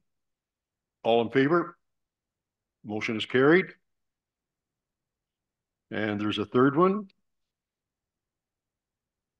which I believe is a I know what it is. I know what that is. It's kind of a combination of the two, but the council received the 2024 final budget papers for information, and that council approves a net levy increase after growth of 6.7% for a total levy increase of 8.52 for the 2024, and that two bylaws be brought forward for consideration to adopt the 2024 department budget and the 2024 library board budget. And I guess this was you were actually referring to, Nicole, a couple of minutes ago. Yeah. Okay. Mover and a seconder. Moved by Councillor Ainsworth, seconded by Councillor O'Neill. Any discussion? All in favor? That motion's carried. We're going, yes. Absolutely, you can. There's a motion on the floor to take a 10-minute break. Can I get a seconder? Seconded by Councillor Booth. All in favor? Motion's carried. We'll be back at 11:30. Does everyone? Thank you, Yolanda. Can we have a motion to go back into regular council meeting? Moved by Councillor O'Neill and seconded by Councillor Booth. All in favor? Motion's carried. Next, we have item 13, which is a council coordinator meetings presentation, and it's going to be done by our clerk, Emily Cartledge. And Emily, if you're ready, we're ready to listen. So not so much as a presentation, but happy to answer any questions from the report that was put forward, and looking forward to the discussion and seeing where we go. Does anybody have any discussions or questions? Councillor Booth.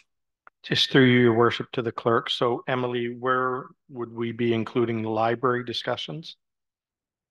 Correct. Through you, Mayor Logal. Yes, we would be including library, and that would fall under the Parks, Recreation and Culture Coordinator. Okay, thank you.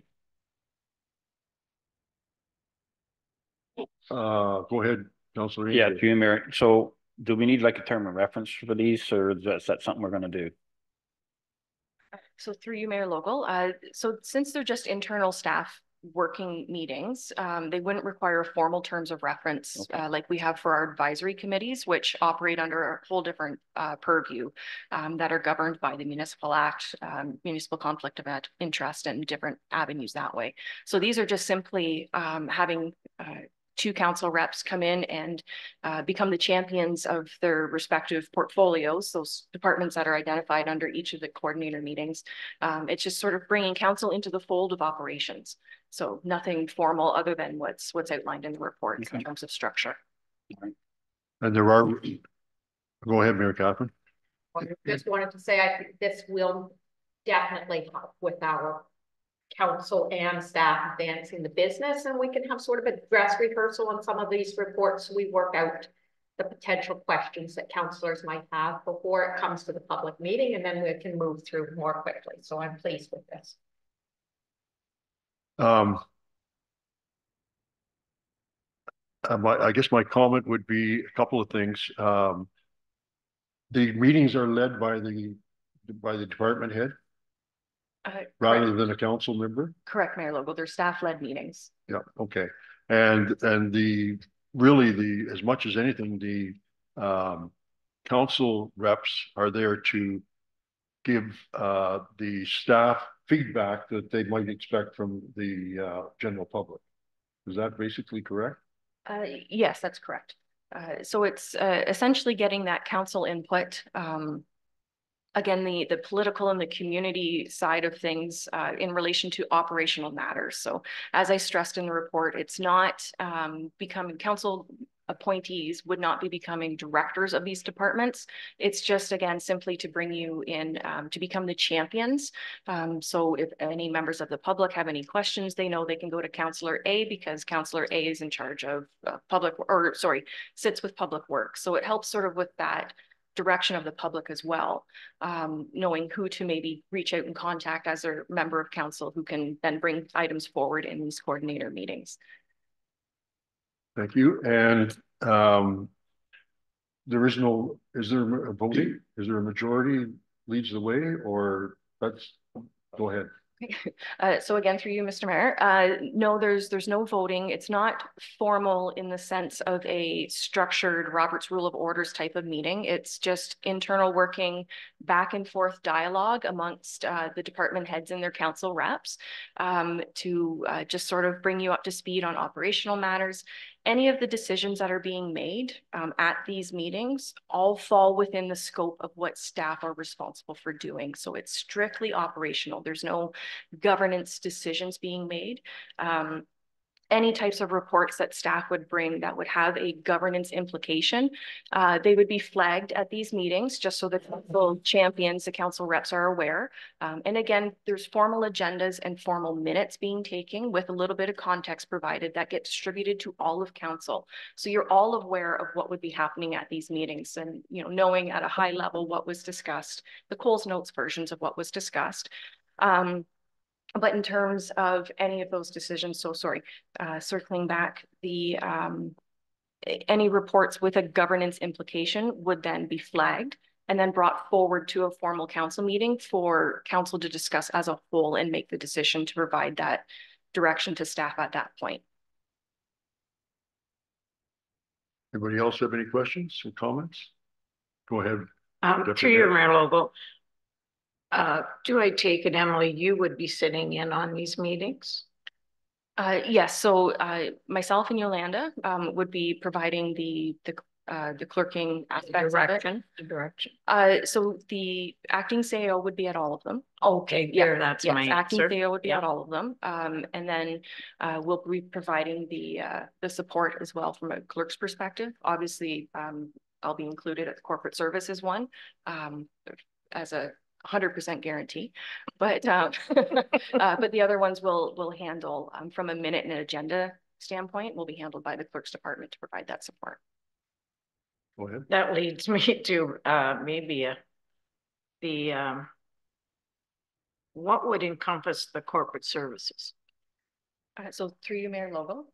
So the corporate services I have identified as the Office of the CAO, which includes HR, as well as Treasury Department and Clerk's Department. Okay. And development and protective services. So development and protective services, that was a larger one. So that is building planning, bylaw, fire, and police services board. Oh, okay. So I wondered about that. Through your Mayor Logo, just one more question. So as a rule, your department heads meet, or they do their own meetings with you and with Mr. CAO. Is this separate to what they would be doing, or would we be sitting in on those meetings? Because I'm wondering about the time restraints this would put on staff. So through your Mayor Logo, so these are not the internal CAO one-on-one meetings with his department heads. Oh. These are, again, structured internal working meetings with our council reps. So Okay, so it would be separate. yes. Okay. Yeah, the end goal of these meetings. So there is going to be, of course, a bit more time because we are adding an additional meeting for staff. But the end goal here is hopefully we can see a lot of what we're discussing at the council level and the reports that are coming forward for information only because they're just operational in nature. It's just bringing you into the loop. You're just doing it at a different. We're hoping instead of here, you're doing it here. Correct. So hopefully we're looking to streamline our formal council meetings and getting them shorter and within that 4-hour time lapse, if not less. So hopefully, kind of fine tuning there as we go. But then eventually, so the other part of the report is that I'll continue to monitor it from a meeting efficiency standpoint and take a look at it. And we may even be able to eliminate one of our council meetings. So go down to one council meeting a month. If it works out and we can get to where we need to go and council's agreeable to it, we could look at a procedural bylaw change to go down to one formal meeting a month. Mm. So, but only time will tell. Interesting. Thank you. Yeah. But the planning meeting would be separate, not as part of your one formal meeting. Is that correct? Or?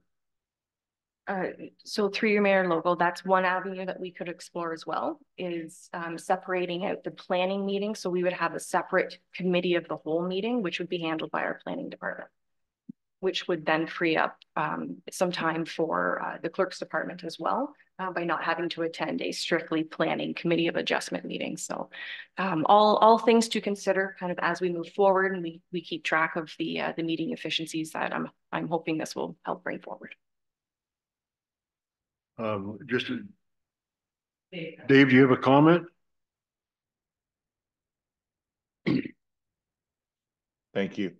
I do, through your mayor to council. First of all, I would like to thank Emily for bringing this forward as an opportunity. There are other municipalities that operate this way. And in my conversations with Emily, this would be a really good opportunity to help keep council informed. And hear directly from the department managers and staff that may be included. And it would probably help alleviate council having to ask some of the continuing questions in council and public forum so that they can be informed. And then of course the spreading of the minutes to everyone to keep all of council informed. I know working with Councillor Booth last term, working with Councillor O'Neill this term with respect to fire, there are a lot of conversations that we did have. And sometimes the information within those conversations, if it was spread to the rest of council by way of these minutes, that it would help alleviate a lot of the questions that do come forward, because they would have an understanding of the operations and what is happening within the township. So thank you very much for that. Thank you, Dave. I'd like to make a couple of comments. When county groups, they used to do this, and I think they were better than what we're doing now, but that's only my opinion.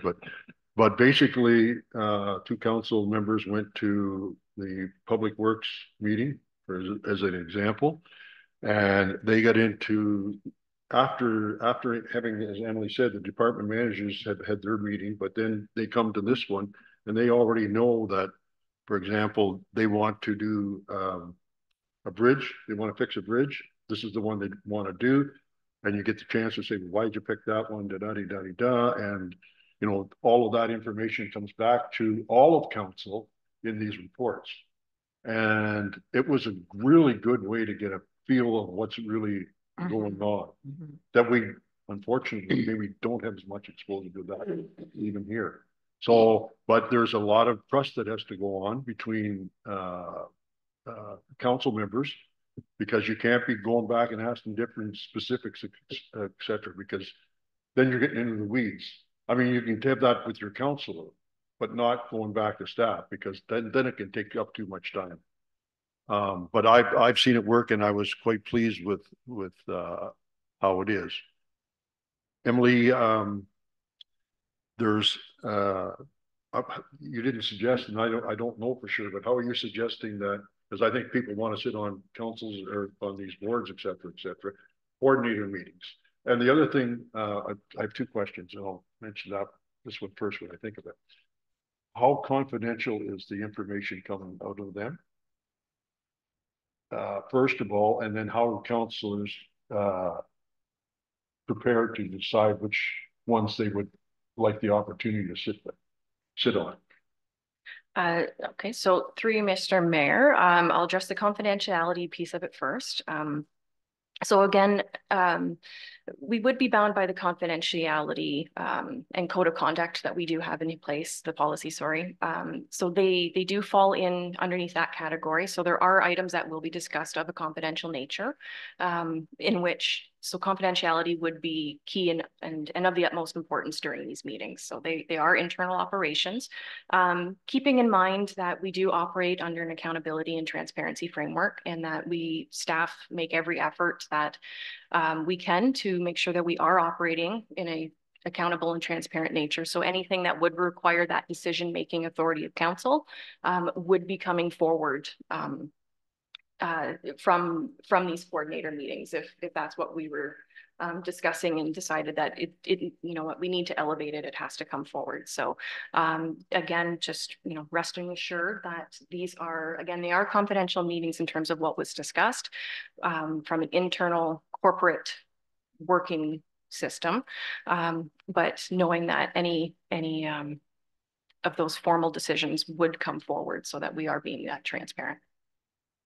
And the second piece, so Mr. Mayor, I'm going to leave that to you to provide the strategic leadership to your council, and I would recommend that you meet with each of your council members and determine where each other's interests lie, and see who wants to sit on what. It might be very easy, and you might have a very quick process of who's going where, but I will leave that to you to determine who's on first, okay.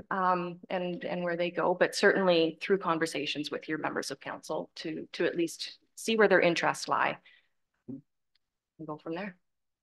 I think and meeting individually to discuss that. Yes, I believe the quicker we start this, better. And so have you got any timetables or anything like that? I'm thinking in April.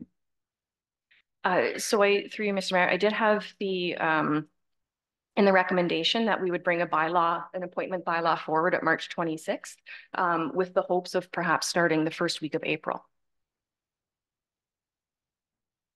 And I'll make another comment kind of along the same line, but from my experience, it's good to get them coordinated meetings done sometime away from the actual council meeting, like a couple of weeks ahead or behind or whatever, probably a couple of weeks ahead of the council meeting. And you concentrate them all in 2 or 3 days so that the CAO and the clerk and everything else are hearing one from the other, and that is kind of passed on from one meeting to the next almost. Does that make sense? Yes, yeah. So we would, in looking at the calendars and such, so I'm sort of leaning towards that first week of the month, the Tuesdays and the Wednesdays. So it doesn't affect, we don't run any holiday Monday issues, but it also doesn't impact the publication of the council meeting agenda for the second week. And we would be providing, you know, sort of that overview of any reports that would be coming to that meeting. So it shouldn't affect that one. But then also flagging any information that'd be coming to the second meeting, which would be 2 weeks down the road or 3 weeks out. So it's sort of give you that buffer. Give the buffer a little bit, correct. And working within the timelines of our procedure bylaw for publications and notice. Okay, I think the quicker we get at this, the better for our individual meetings. And I have some time open on Friday. Can we meet on Friday individually for half an hour starting at 11 o'clock? So from 11 till 11:30, 12 till 1, 1 till 2, or 2 till 3. Anybody got any preference, or can you get back to me on that? Yeah, I would just say I'd be okay with Friday. If it's, I got a meeting at 11 o'clock with a. Okay. So if I was one of the later ones, that would still work. Okay. Yeah, 11 at Friday is good for me. I have Okay. physio in the afternoon. Okay. What time you finish, Mike? Say 12. Oh, you'll be done by 12? Yeah.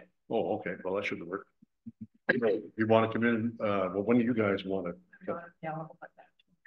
So, Mr. Mayor, if I may, it might just be easier for you to coordinate just individually with whichever timelines works for each of your individual councillors instead of trying to establish it right now. Well, that might just be easier.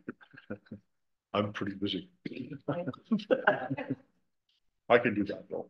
Well, But you guys can let me know, and you're not available on Friday, Mary Catherine, eh? Okay, well, you can let me know when you are available. Dave? Dave, you have your hand up? Go ahead. I do, sorry, that my hand was up from earlier. Nothing further. Okay. Thank you. So if the council could let me know, go ahead, Mike. Yeah, through you, Mayor. So I'm just kind of wondering if I guess we're starting it on a trial basis to see how it's going to go. If it does go and it's successful, would it make sense to maybe be on a rotating basis where we go maybe, I don't know, 6 months to a year? Just so, because I often wonder when you sit down and you think you're doing something, you think you're doing all the right things, and someone comes up with a better answer to it. So if we kind of mixed it up a little bit, and then it really wouldn't care where you started. I'm not committed to sticking for a year or 2 years or whatever. We can go for 1 year and take a look at it. That's like fine. a rotation, you mean? Like every Yeah, year? like I say, every 6 months you go on to another meeting, or every year you go on to another. I think 6 months is too quick because you want to get some experience on what we're dealing with, I think. But a year from now, I wouldn't have a problem if we started again in April. And some people may want to stay, and some people may want to go. Okay. Well, I think doing the rotation, through your Mayor Lobo, doing a rotation, I'm not sure how the rest of council feels, but that would kind of give us a flavor of what's happening on all the committees and boards. Yeah. Or I mean, the working committee. Departments. Pardon? Departments. Departments, pardon me, departments. So through you, Mr. Mayor, it's not unusual to do a midterm shuffle, just to kind of see where, you know, just as exactly as you suggested there, Councillor Ainsworth, to you know, try something new. Mm-hmm. It really is beneficial though to staff to have that constant. So at least as a minimum, because you're bringing in, if we are constantly onboarding a new councillor every month, we're Oh, rehashing once a the year. same sort of, Mhm. you know, we might have to provide the same update a couple times.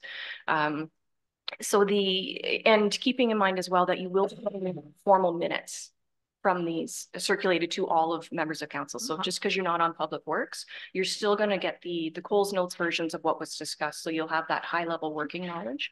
And of course, you're always able to reach out to the individual council reps to get that more specific of what was discussed as well. So that would be my only hesitation to doing like a monthly rotation. I think you were talking yearly, but I see even if it was a 4-year term, which it usually is, maybe rotating after the second year, we don't have that luxury right now, but might be something to put into place for the next council term. Yeah. The other thing I'm thinking along the same line, Joan, you know, we know we've got 30 months left in this term. So maybe instead of calling for a year, we have 15 months and then we swing around after. Again, that's just rough calculations. And the one other thing that I'll have to consider is there's 10 positions, no, 8 positions for 5 people. So some will be adding 1 and some will get 2. I don't know how we'll do that yet, but it's just something that you should be aware of. Okay. Mayor Logo, would you be a floater? I can't be a floater, I don't think. Mayor Logo, Yes. if I may, Emily, could you please clarify for the mayor and council how many groups there are? Because I believe there are 4. That's correct. There's 4 coordinators that are being proposed, broken out based on similar business functions. So the 4 groups, and then yes, with 2 councillors each. And again, we have to cap it at 2 simply because we have to avoid a quorum situation. If we add 3, then we're into a formal meeting of council. So when we cap it at 2, we keep it at internal operational meeting. So it can't be a float. But I'm through your so there's 5 of us on 4 committee or 4 4 committees, yes. coordinator meetings. So are you suggesting that we would possibly sit on 2? But not necessarily, or you want us on 2? Correct. So again, through you, Mr. Mayor, some council members may have 2 meetings, others may only have 1. So it comes down to workload and scheduling. So that would be up to the councillor to decide. Okay. Any further questions? Okay. Verbal report. Did I read the resolution? I don't think I did. It is recommended the Council of the Corporation of the Township of Alma-Calderman enact as follows. The report CLK 2024-03 Council Coordinator meetings be received for information, and the council directs staff to implement council coordinator meetings as outlined in report CLK 2024-03, and that a bylaw be brought forward to the March 26, 2024 council meeting to appoint members of council to the following council coordinator meetings: corporate services, public works and infrastructure, parks, recreation and culture, and development and protective services. Did I get a mover and a seconder? Councillor Booth, seconded by Councillor O'Neill. Further discussion? All in favor? The motion's carried.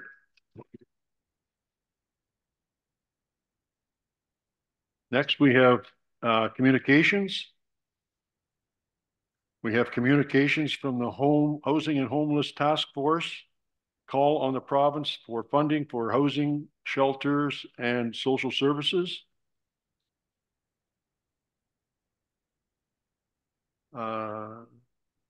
Okay, Mary Catherine, you're on this committee. Do you have any comments? Go ahead. I'll move this to bring it forward, or do you want me to give a little bit of background first? I want you to do both, but you can make a motion first, and we can get a seconder, and then you can go ahead. Seconded by Deputy Mayor Stover. Go ahead, please. So this is coming out of, I am, as the mayor said, the representative on this task force, and we have representatives from all 7 tier 1 municipalities. And we have staff joining us from the county for these meetings. This is coming forward, asking the province to increase its funding for social services. We've had a lot of discussions about how some of the costs of social services are being downloaded. And in our case here in Alnwick-Haldeman, we might see this both in bylaw and in fire response.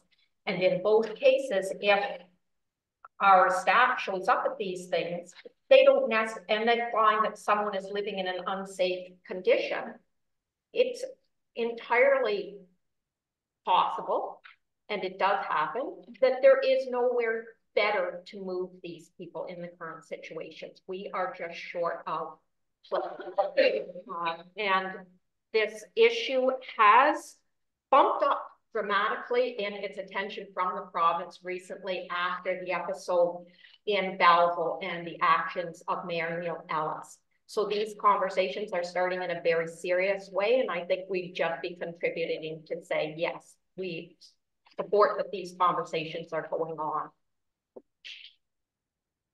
And I welcome any questions, and I do thank Councillor Ainsworth and Mayor Local for reaching out yesterday so that we could have a fulsome discussion of this. But if there's any outstanding questions, I do want to say, given our discussion yesterday, Mike and I, it is important that you focus that the therefore line is what you're actually saying. Therefore, be it resolved that the municipalities of Northumberland County call upon the province of Ontario to significantly increase funding for housing, shelters, and other necessary social services to ensure adequate levels of service to meet the needs of our residents.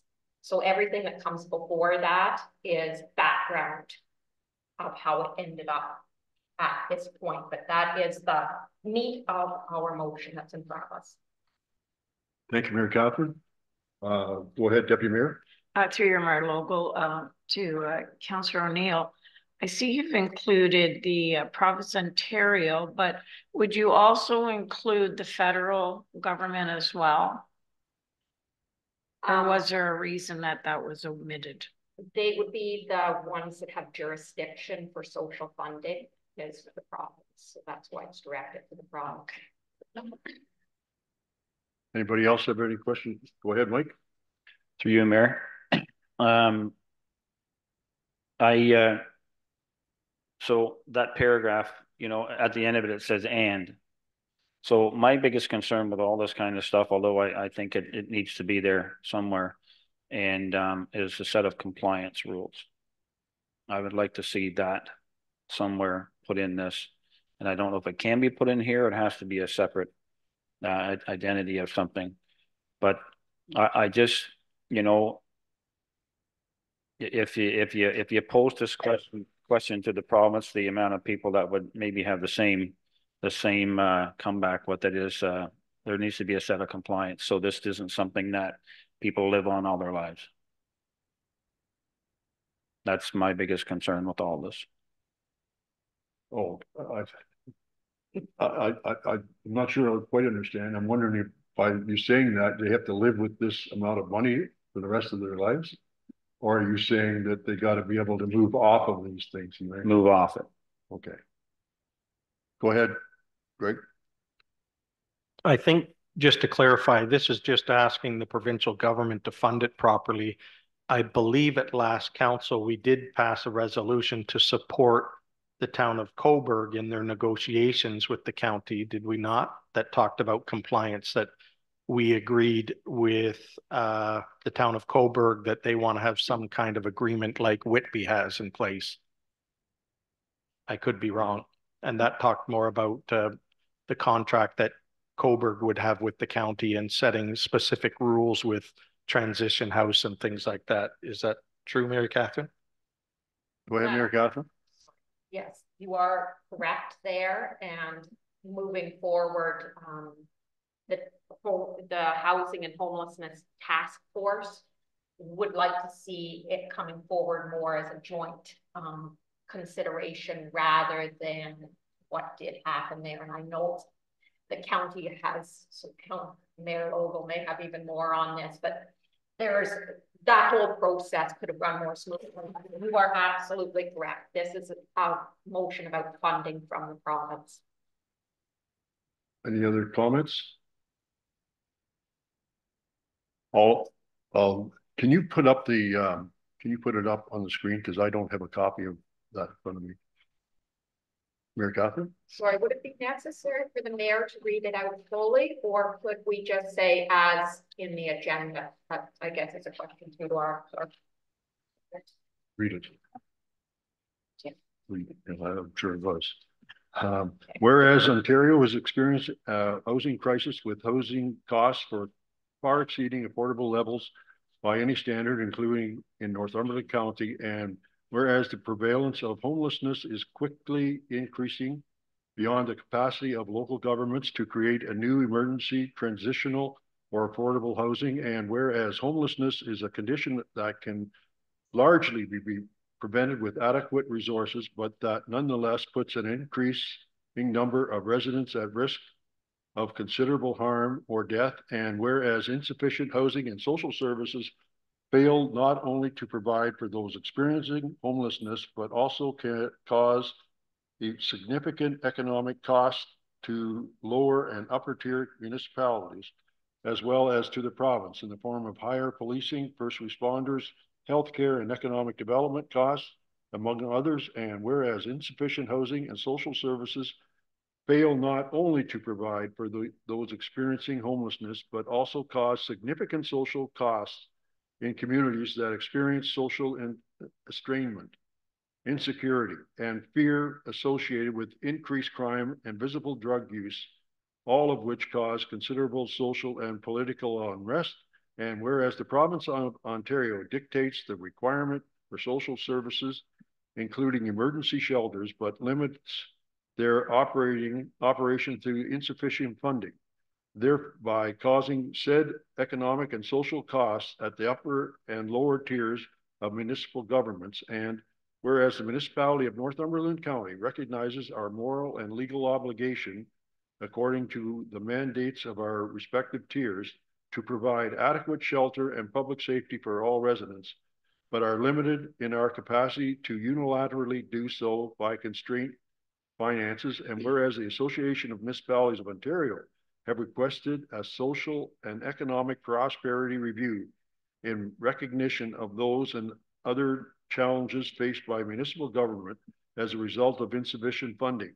Therefore, be it resolved, the municipality of Northumberland County call upon the province of Ontario to significantly increase the funding for housing, shelters, and other necessary social services to ensure adequate level of service to meet the needs of our residents.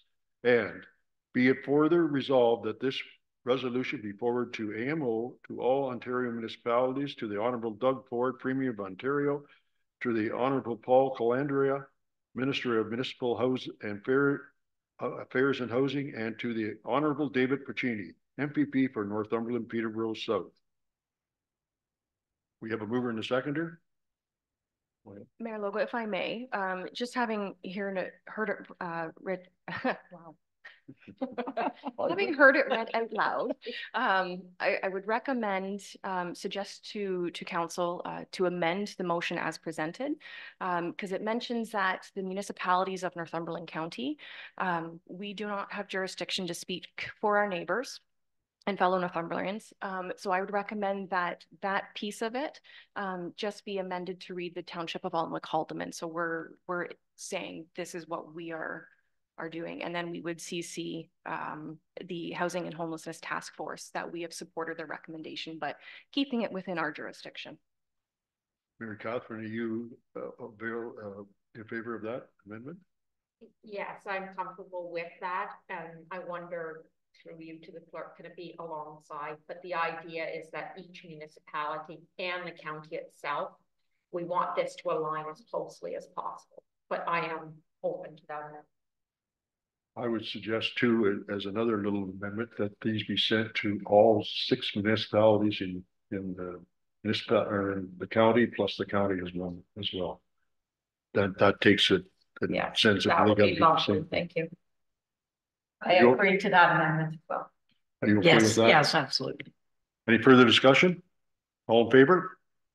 Motion's carried. We're gonna jump into bylaws. First bylaw is number 2024, without the number there, but So through you, Mayor Logal, so the first item under bylaws, that was option A, for the short-term rentals, which council decided not to go with. Council elected through resolution to go with option B. So we can just strike that, from the agenda. And I'll just make notes in the minutes that it was, not the one selected. okay, we don't, okay, perfect. Bylaw number, and there's no bylaw numbers in it, so that's what I'm referring to. Can't read them. Correct, because we weren't sure which one council was going with. So Okay. this will be bylaw number 13-2024. Bylaw 13-2024, being a bylaw to amend the comprehensive zoning bylaw for short-term rentals, option B. Be it is recommended the council of the township of the corporation of the township of Allen-Calderwood enact as follows. That bylaw 23, 2024, being a bylaw to amend bylaw 19, 2019, the comprehensive zoning bylaw, be given a first, second, and third reading and finally passed this 12th day of March 2024. Can I get mover and a seconder?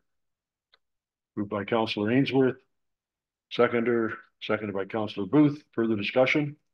All in favor? Motion's carried. Bylaw 22-2024. A bylaw, oh, there it is right there. No, yeah. Bylaw to amend a comprehensive zoning bylaw regarding accessory structures on waterfronts. It is recommended that the council of the corporation of the township of Allen-Calderwood enact as follows. That bylaw number 22-2024, being a bylaw to amend bylaw 19-2019, the comprehensive zoning bylaw be given a first, second, and third reading and finally passed this 12th day of March 2024. Mover and a seconder. Moved by Councillor Ainsworth, seconded by Deputy Mayor Silver. Any discussion? All in favor? Motion's carried. Number 19, 2024. To adopt 2024 departmental budgets excluding the library board. It is recommended the council of the corporation of the township of Allen-Calderwood enact as follows. That bylaw 19-2024 being a bylaw to adopt the 2024 departmental budgets excluding the library board be given a first, second, and third reading and finally pass this 12th day of March 2024. Mover and a seconder. Moved by Deputy Mayor Stover and seconded by Councillor O'Neill. Any discussion? All in favor? Bylaw 21, 2024. The bylaw 2024 being a bylaw to adopt the 2024 Allen-Calderwood Library Board budget be given a first, second, and third reading and finally pass this 12th day of March 2024. Can I get a mover and a seconder? Moved by Councillor Booth, seconded by Councillor Ainsworth. Further discussion? All in favor? Motion's carried. Next we have announcements and notices of motion.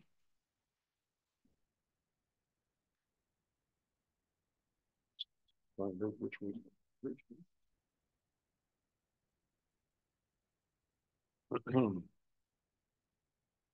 I had the opportunity, just to keep everybody informed, I had the opportunity a couple of weeks ago to attend the Cobourg District Sports Hall of Fame annual announcements.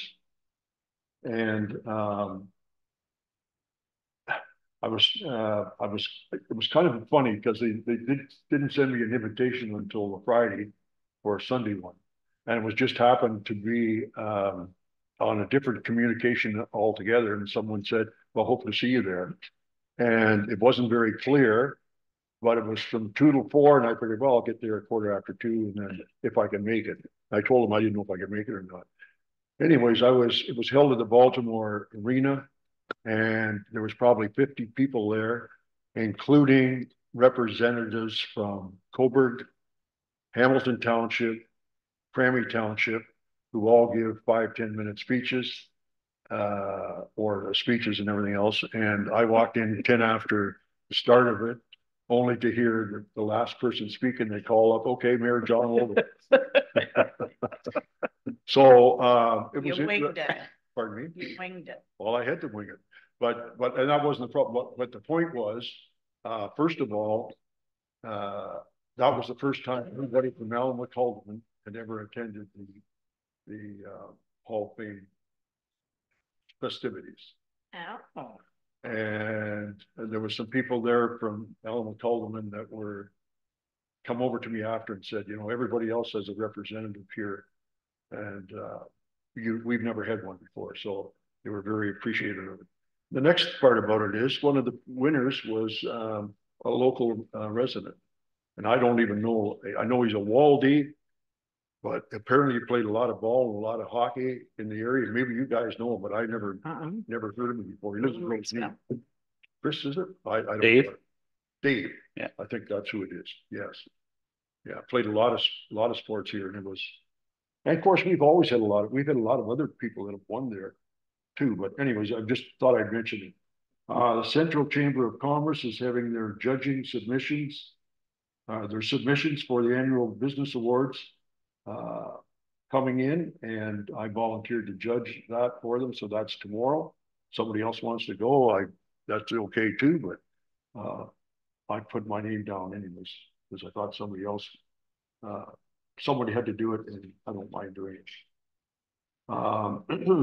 The new police service board will be taking over from our police services board April 1st. We've had probably a meeting every few weeks over the last, well, certainly this year, and it's progressing well. I bring it to your attention only because we all members of council have to approve the board members as at least the ones that are appointed by the province, as well as our municipal representative. So that'll come to you if you haven't seen it yet or not. But the point of it is, this has to be all approved before April 1st. If it's not approved before April 1st, then the whole thing. Go ahead. Yeah, so through you, Mayor Logal, so we have been working with area clerks on that. So there will be a report coming forward to the March 26th meeting for the appointment of the provincial and citizen reps. Thank you. And the final thing, and I mentioned it real quickly, I'm wondering if anybody's on council is going to Good Roads. And if they are, then that's good. But if there's not, then I will go to represent the township, I think. See none that's going, I'll probably be booking my Book your ticket now. my ticket now. Okay, thank you. Deputy Mayor Stover. Thank you, Mayor Logal. I've had obviously a couple of quiet weeks, and glad to be back. So I have nothing more to add except for the Northumberland Chamber of Commerce's annual gala is coming up in, is it the last week of March? So that's something that we should be coordinating, I guess, who is going to be going to that. Okay. I'll throw in my 2 cents. I think, Joan, you've been attending them on a regular monthly basis. So I think you should be going. Does anybody have, do we have tickets? Well, we have as a sponsor, we have, I believe, six tickets. Oh, okay. I didn't realize we had that many. Are you sure of that? Well, I'd have to do some investigating, but I think that's how it works. Well, we'll have to decide who's going. It's going to be probably some staff and maybe, pardon me, some members of council, maybe some staff as well. I guess I don't know anybody that's interested, I guess we can decide. It's not before the 27th. And I'm asking that question. Yeah, I'll have to find the exact It date. could be before that, actually. I believe it is. I'll send out a message, or maybe this is something, Emily, you have gotten, maybe. I'm not sure, but we'll do some investigating. Okay. That's it for me. Thank you. Councillor Mike. Nothing at this time, Mayor. Thank you. Councillor Mary Catherine. I do have several things, Mayor Local. The first is the Housing and Homelessness Task Force. So we've already talked about the motion, but I have forwarded the meeting notes from our March 4th meeting to all of the members of council. The Physicians Recruitment Committee has now struck a subcommittee to work on its strategic plan. Last Friday was International Women's Day, and I attended the event hosted at our library. And it was a fantastic event led by 3 strong women, Trisha, Heather, and Sandy.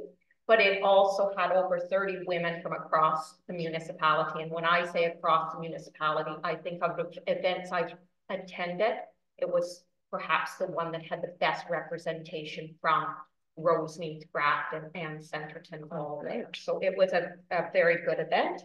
And the last thing upcoming before our next meeting is that I am, at the request of Mayor Logal, joining in the March for Meals event with Community Care. So looking forward to that on March 21st. Thank you. You'll enjoy that too. It's an opportunity to get out and see people that I don't know where that come from. There was a noise there, wasn't there? Okay. Yeah, Mary Catherine, I've attended that a few times before, and said opportunity to get out and meet some of the people that are needed to be seen, because they're nice people and they're shut-ins and that type of stuff, or partial shut-ins. So I think you'll find it very enjoyable. Councillor Booth. Yes, just one thing, for council's information, I received a concern from a ratepayer who lives close to the Millgate gravel pit, raising concerns that the police are using the pit for target practice, and was concerned about the noise levels again. This is something that's been going on for a few years now. I did forward his concerns to the acting CAO, and I know, Dave, you said that further there needs to be an agreement created with the Cobourg Police Department and the township and things like that. I'm just hoping that we can move on this, because this person's concerned that once the weather gets really good, which it is, that they're going to start firing off their guns again. That's it. Thank you. And if I can, council doesn't mind, I had one other thing come up. And I got a call from a resident last night regarding the new internet and new services coming along. And remember, we were supposed to have a response starting in 2024 or whatever. And so I sent that request on to the people at the county, and I got a response back from the lady first thing this morning saying, thank you for doing it so promptly, and this, that, and the other type thing. And I've already haven't read it yet, but I see I've got a response back from the county. So I will share that information with council, so that in case you get questions that you'll be able to answer them as well. Go ahead. Through you, Mayor Logal, I've just Googled this Northumberland Chamber of Commerce. Northumberland, if I may, it has to do with that event. The Chamber of Commerce in the town of Cobourg are delighted to announce the 2024 Business Achievement Awards on Friday, March 22nd at the Best Western in Cobourg. We invite you to join and celebrate the town. And so that's when it is. It is March 22nd. Okay, so Joan, can I ask you to check in and see how many sure. and inform council, and we'll get our representatives there as we see fit. Thank you. And let us know. Yep, I'll do that today. Thank you. Okay, that concludes our open portion of the meeting. So we'll be going to item 18 next, which is motion to move into a closed session. And we'll ask that staff prepare the council chambers as well as the Zoom so that we can proceed into closed. And whenever you're ready, just let us know. So Mayor Local, if you can just get a motion to move into closed. Yes. And then we'll shut everything down. Oh, yes, I got to do that before we shut. Okay. Can I get a motion to go into closed meeting? Moved by Councilor Ainsworth, second by Deputy Mayor Stover. All in favor? Motion's carried. Okay, now you can proceed to close this stuff down without hurting us. Oh, excuse me.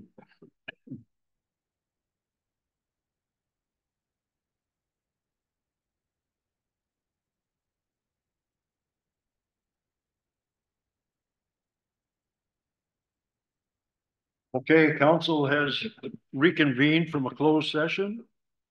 We're back into open.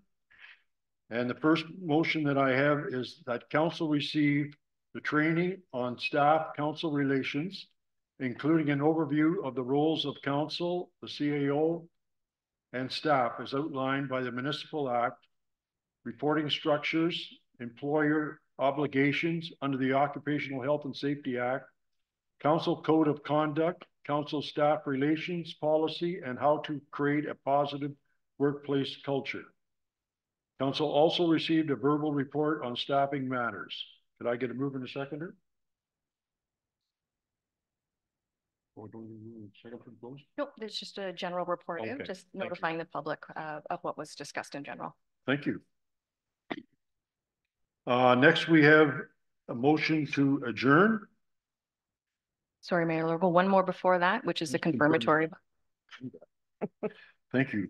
That bylaw number 23, 2024, being a bylaw to adopt the proceedings of the regular council meeting held on the 12th day of March, 2024, and to authorize its execution be given a first, second, and third reading and finally pass this 12th day of March, 2024.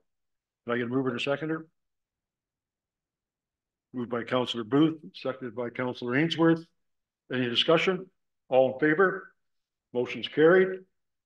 And we have one final motion, and that is to adjourn that the regular council meeting held on March 12, 2024, adjourn at 1:43 p.m. Mover and a seconder. Moved by Deputy Mayor Stover, seconded by Councillor Booth. All in favor?